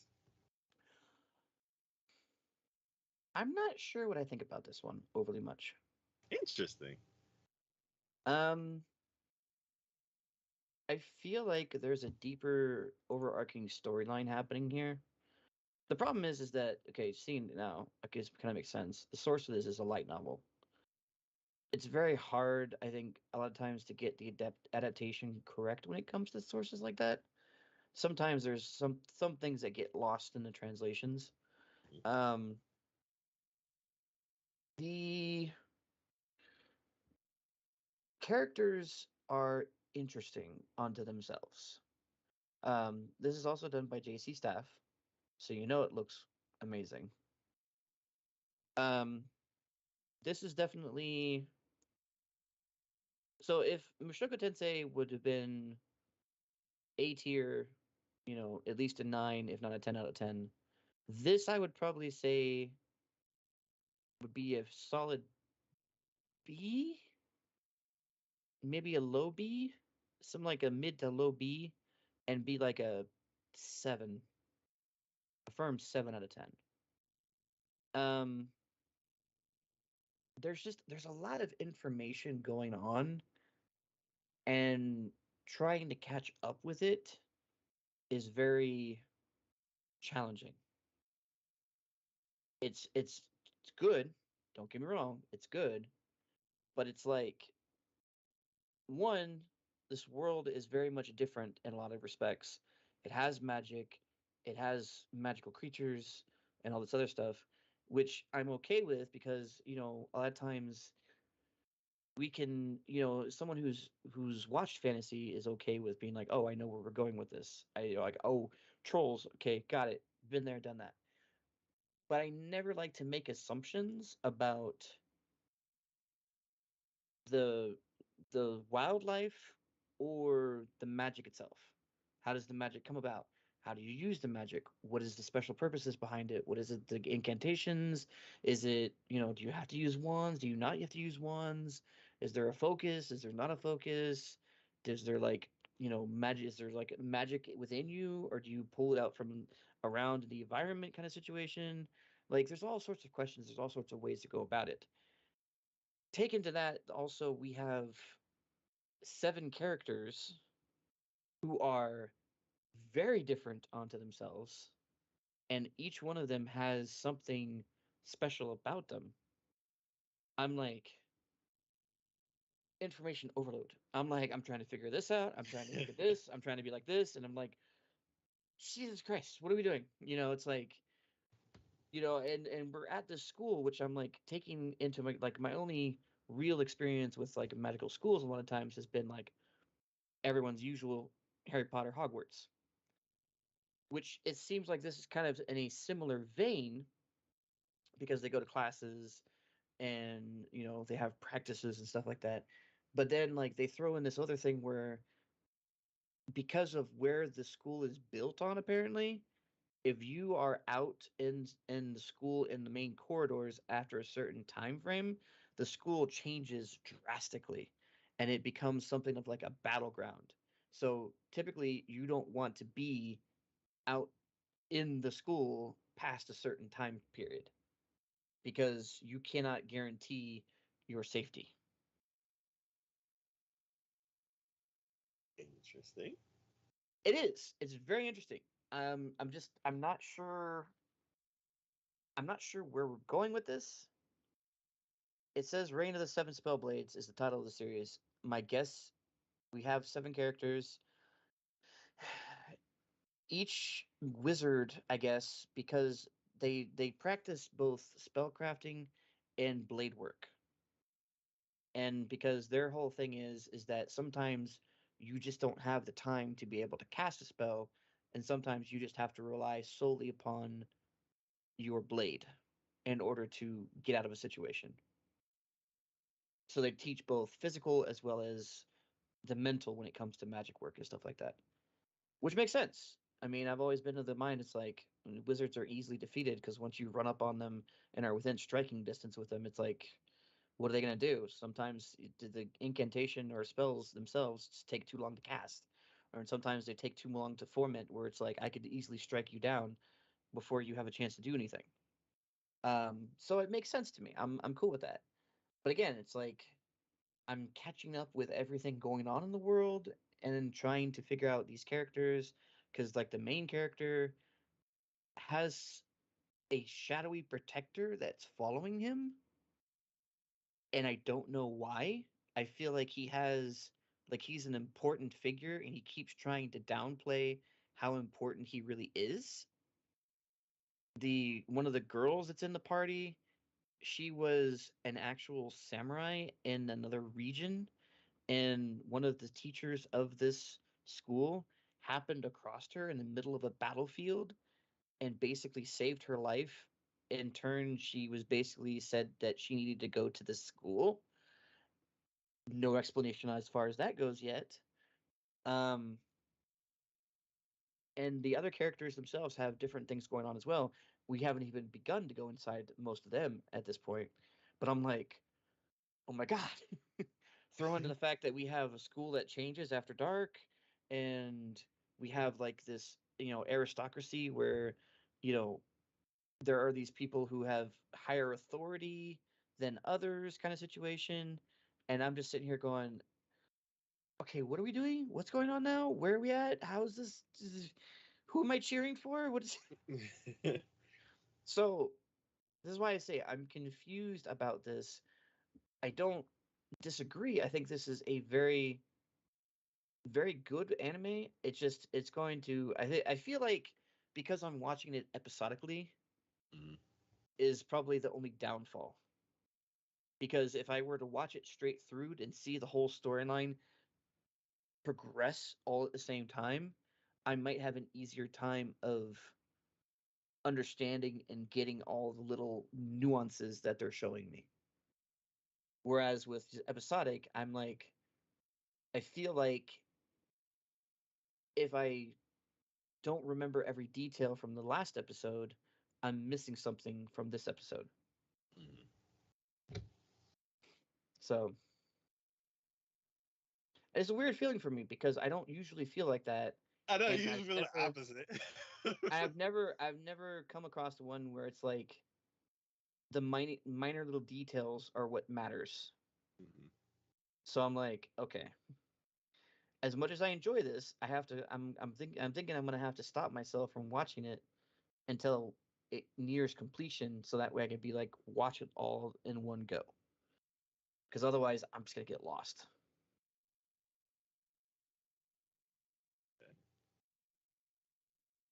Yeah, this is an interesting take to hear from you, where they're like, it's not. It's like it's not an info dump, but they're also not leaving anything out. Mm-hmm. So it's like almost too much information. They're piecemealing each thing that they have out to you. They're not giving you all the information. They're expecting you to realize from each episode where things connect in with each other. I Mhm. almost feel like this is more complicated than Durarara in Interesting. that regards, because there are so many story threads I feel like inside of here Yeah. that I'm like, and having it, Durarara was challenging, but because it was based in our world, Yeah. I had a better under. I don't have to worry about the environment and the world itself. I know Yeah. what's happening. It's our world. Yes, she is a Yeah. headless horseman, but she rides a motorcycle. And that's what you see most of the time. I get that. I understand that. Yeah. You know, and yes, there's a doctor doing some crazy things, but it's medicine. It's a doctor. It's science. I get that. Here, it's a fantasy setting. Anything goes. Yeah. But they're not setting my boundaries. They're not going, this is where this happens. This is where this can happen. These are the things that are dangerous. These are the things that are not dangerous. We're kind of going all over the place. Yeah. But I'm only getting like a little bit here, a little bit here, a little bit here, and a little bit here. And they're like, next episode. Now a little bit here, a little bit here, a little bit here, and a little bit here. Next episode. And I'm like, hold on. I might need to write this down. Yeah. Yeah. Um, that does make sense, because as far as like how it seems like it's like a magnitude bigger as far as like a complicated story, Mm-hmm. because with Durara, it's one setting. It's a bunch of different characters that are related in all different kinds of ways, but it's like one setting. Mm-hmm. And then this one is like it's it's technically one setting, but it's like a lot of different locations. It seems it's a lot of different like types of characters and many different stories Like that just happen to be tied together. the very first episode, right? Mm-hmm. They come to school. Apparently, to welcome them, there's this parade that's happening, and there's a bunch of like fantasy creatures that are on this parade. Well, one of them was a troll, and everything seemed fine. And then we cut to like the side view of a cloaked, shadowy figure mouthing a spell, and then next thing you know, the troll goes berserk and starts doing on a rampage. and one girl from our party steps in trying to quell it without hurting it, because in her area where she lives in, there's a bunch of magical creatures, but they live in harmony.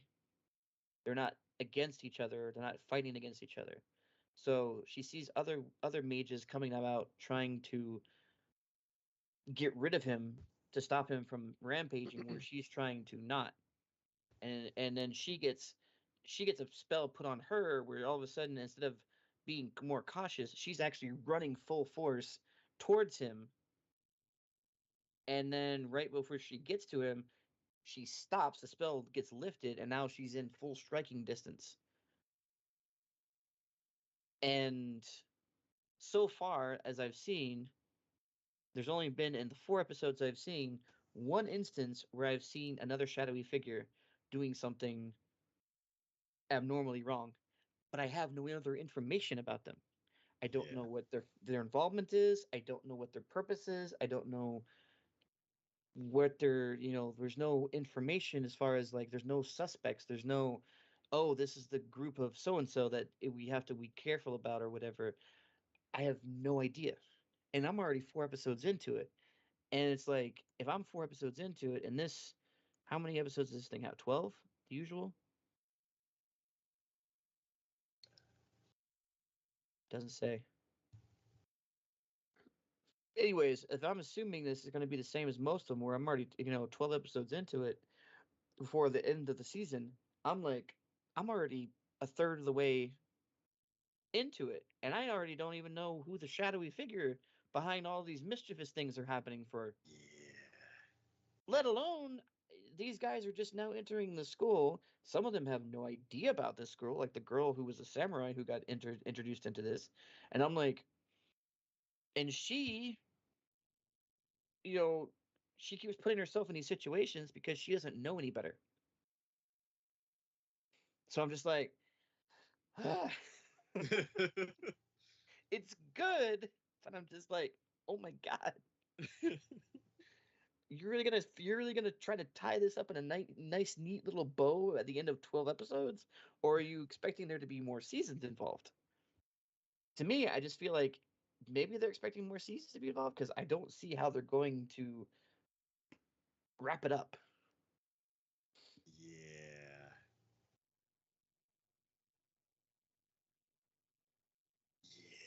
Yeah.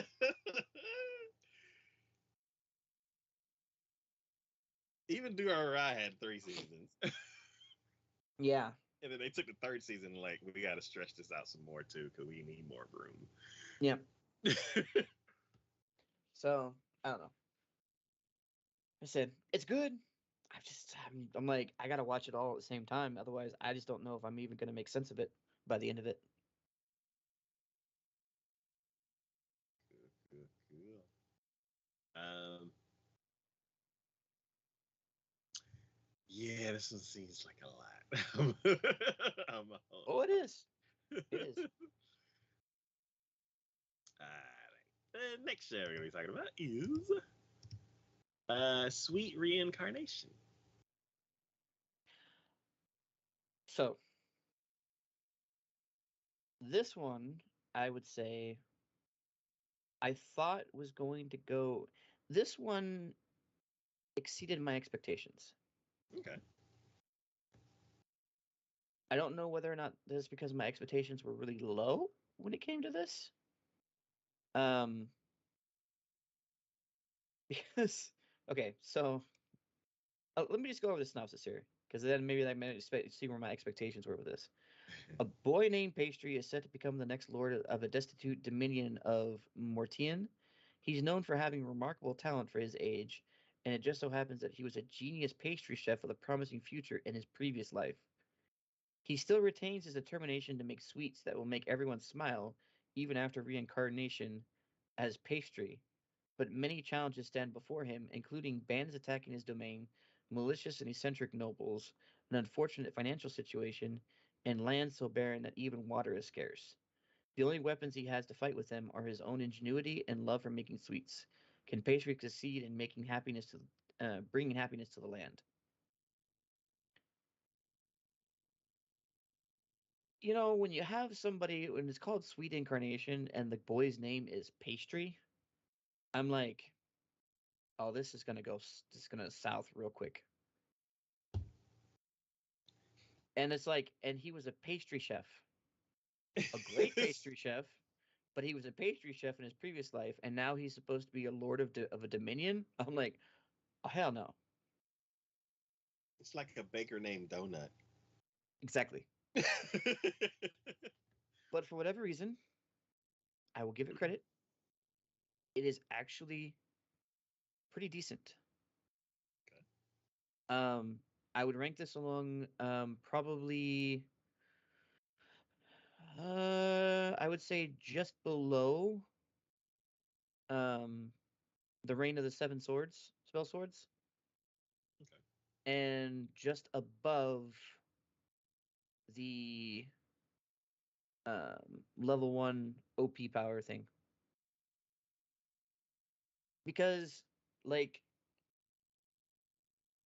he like a lot of other ones do, he's bringing knowledge of our world into this world. And he's being kind of coy with it without being overly pushy about it.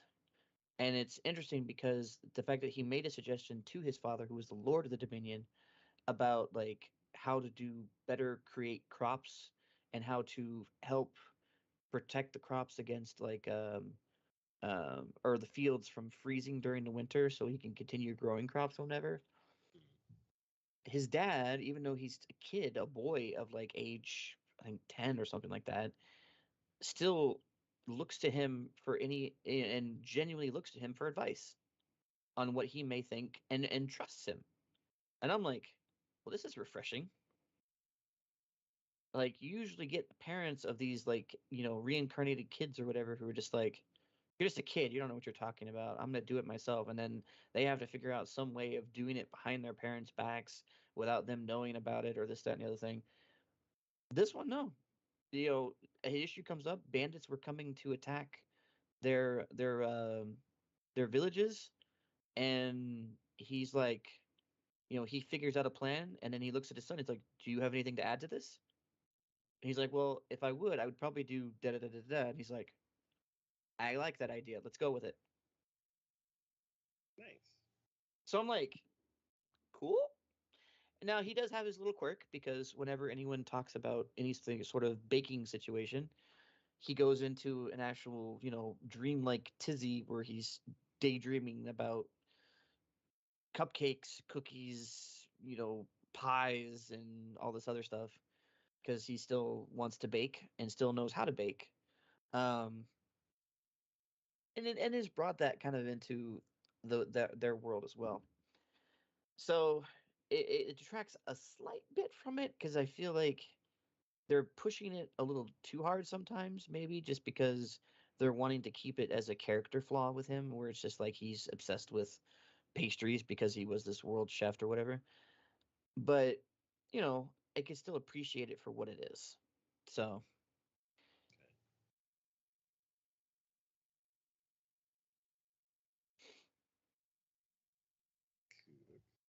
yeah. I mean, other than that, I don't necessarily know what else to say about it. It has its moments, um, and it can be a little bit more. It's not as dark as Musheka Tensei, but it's not as light as um, the vending machine one. Mm-hmm.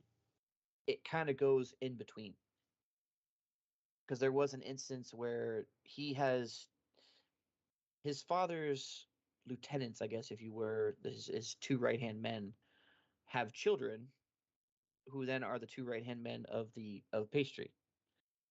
And at one point, after they took care of some bandits, one of the kids went snooping where he shouldn't have been, and ended up actually getting himself cut pretty bad with a sword from one of the bandits. And they actually showed a pretty decent. Where I was like, oh, all right, they're in trouble, but it's not like life threatening, but they're in trouble. And yeah, it's interesting. And his ability that he has a magic that he has with himself, is the ability to copy. Now, what that does for him is, at one point during one of the fights that he had, um, with one of the bandit leaders, there was a bandit on a corner who had been hit by a heated rock, so it's like had scarred and burned him to a certain extent. Mhm. And what he did is he copied that feeling onto all the other bandits that were around him. And all of a sudden, all of them dropped and were clutching at their face at the same place, thinking that they'd been burned when they hadn't been. Interesting. But he also uses that. The copying doesn't even goes further than that, because what he can also do is he can copy other people's magics. So his dad has the ability to teleport as long as he's been to whatever area he's teleporting to. I like how that's like always the limitation. Yeah. Well, so during one of his during that bandit situation, one of them took away with one of his friends, and he went chasing after him. His father got really upset because he went off by himself. But the thing was, is that he had seen his dad earlier in that episode, an episode or two ago, use his teleport ability after he'd gotten his magic. And what he did is that once he caught up, instead of fighting the bandit leader that had gotten away and kidnapped his friend, he grabbed his friend and used the teleport to teleport back. So, because he knew he couldn't face the guy one on one, so he just knew that as long as I can get a hold of him, my friend, I can get us both out of danger's way. So, it's interesting. Like I said, Cool. Um, from the picture, it seems like it's a cooking show. it does. It's not. Yeah. He does cook things though. I mean, Mhm. he when his friend was sick, and or from that, when he was recovering from that stab wound, and his other friend was worried because he felt like he was responsible for it. He made them both a apple pie, basically, to cheer them up. Okay. Cool. All right. The next show and the last show we're going to be talking about is Rurouni Kenshin 2023. I am so happy about this. I am in a weird situation with this show. Okay, why are you in a weird situation? So, I don't know if I've seen the original Rurouni Kenshin. And after watching this first episode, this show feels really 90s. And I say it feels really 90s because it does things and you're just supposed to go along with it because that's how this show works. Such as? Like, I don't know if it's because I know random facts about this show and they don't really like go into detail about it, but like the sword, how it's a backwards sword. Mm-hmm. Um, I know that he uses the backwards sword. Mm-hmm. They haven't shown. I don't know. It's like I feel like there's something missing, or I don't know when in the original show do they ever like Explain why he uses a backward sword, or how he yeah. even got one. Yes, they do, but I would tell you this: I've watched the first 3 episodes. I don't think I've watched the most recent one. Mm, From what I remember, because I did watch the original series. mm. From what I remember, this is a faithful recreation of the original series. Okay. The only thing that they've done differently is the the look of it has been updated. Yes. But I appreciate the fact that even though the look of it has been updated, they didn't go CGI with it. Yes. um, Take an older series, something that was done in the early 90s or whatever, bring it up to this decade, day and age, but keep the heart of it the same. Just update it. mhm. I'm fine with that. If that's what you want to do, by all means. I'm so glad to be able to have this as something that those who are, you know, in their early 20s, or even late teens, be able to view this and go, oh, Rurouni Kenshin. Absolutely. I've now watched it. I've now seen it. I've now seen what happens. Great. Because I think this is a faithful adaptation, and I think it's a story that it's a great story as far as what it needs to be told. Um, the only thing I can say is before I watched this series, there was two OVAs that came out prior to the original series coming out. Okay. Those OVAs showed how he got that scar. That Mm, was him when he was the manslayer, the Batosai. okay. Back in, I don't remember, I think it was the Meiji era or before that. I think we're in the Meiji era here. But it was back before that when it was just absolute war and chaos, where it's like he he went on assassination missions. He killed hundreds of people. And the reason why he is a wanderer and the reason why he carries a reverse bladed sword is because of that.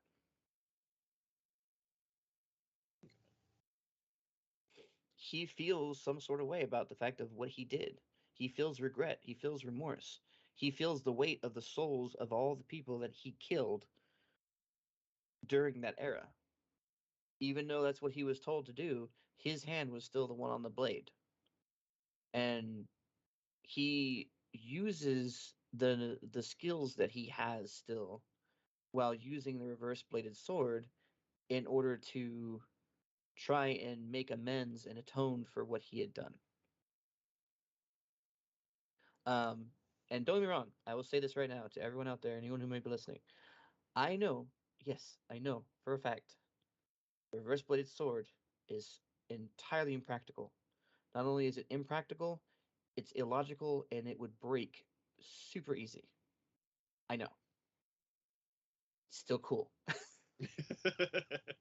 That is the one thing about this show you're gonna have to you just take out of your head and be like, Yes.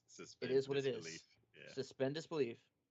Because, and obviously, yes, his moves as far as what he does are also very, we're talking like Demon Slayer-ish at this point with some of that stuff.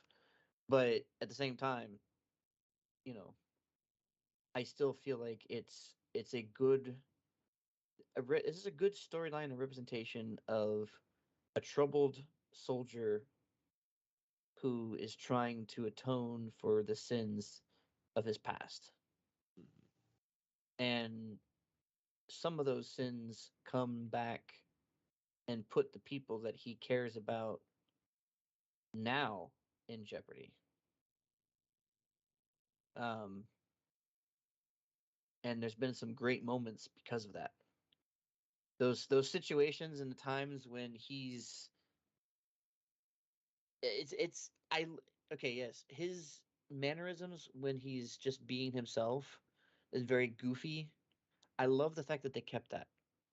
Because here's the Yeah. thing. He's very goofy. It's very like, oh my god, you're corny as hell.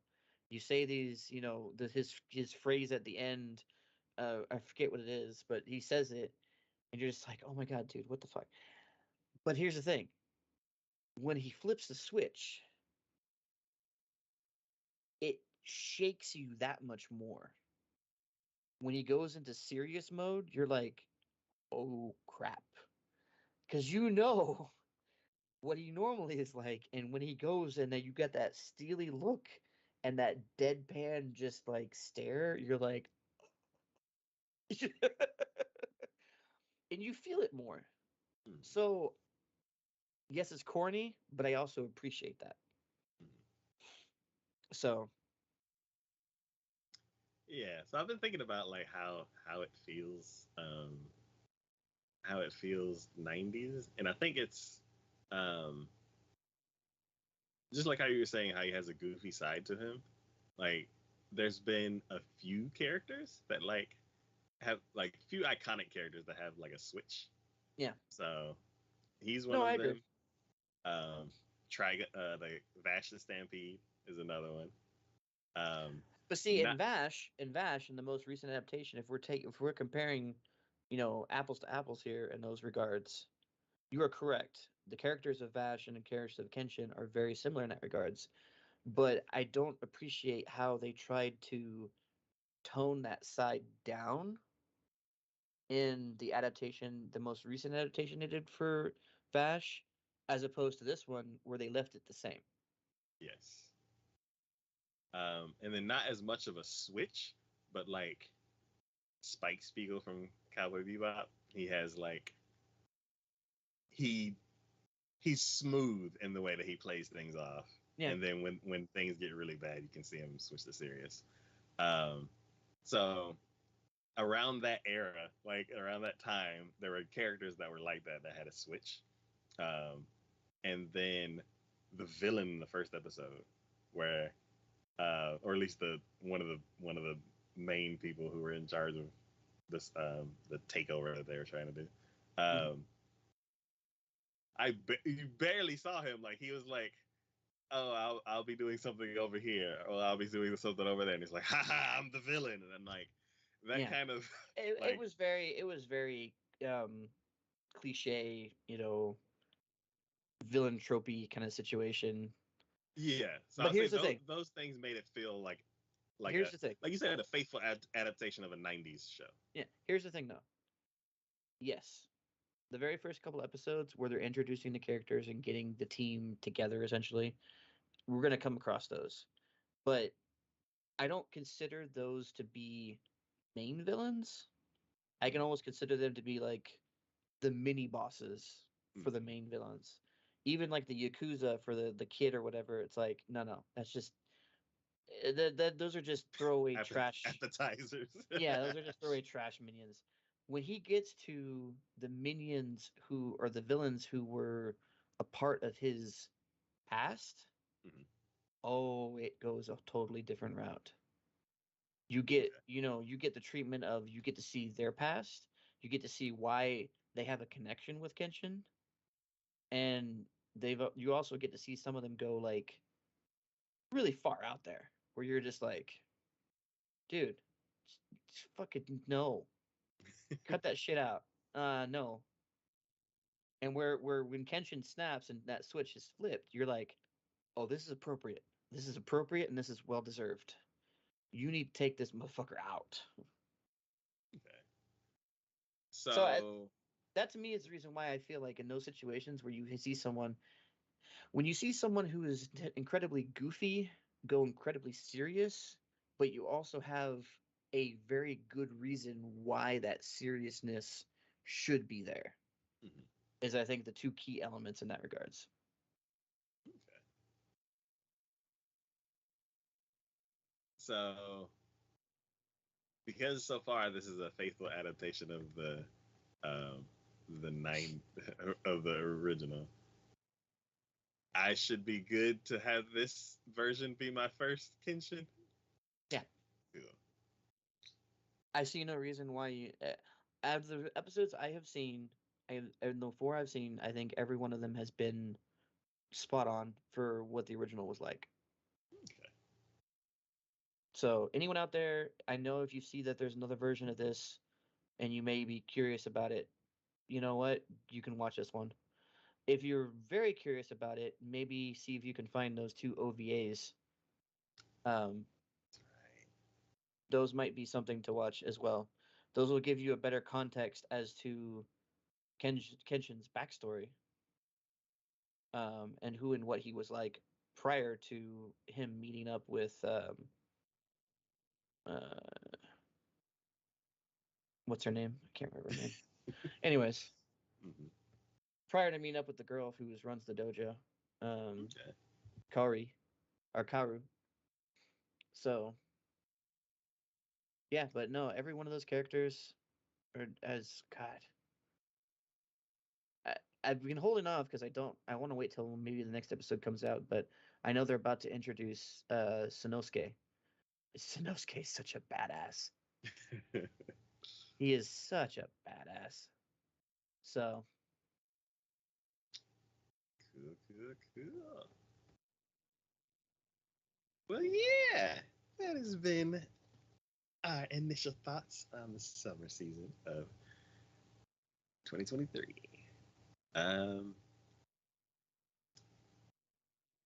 What is it, like 3 or 4 really big shows?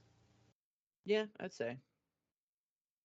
And then a lot of new IP.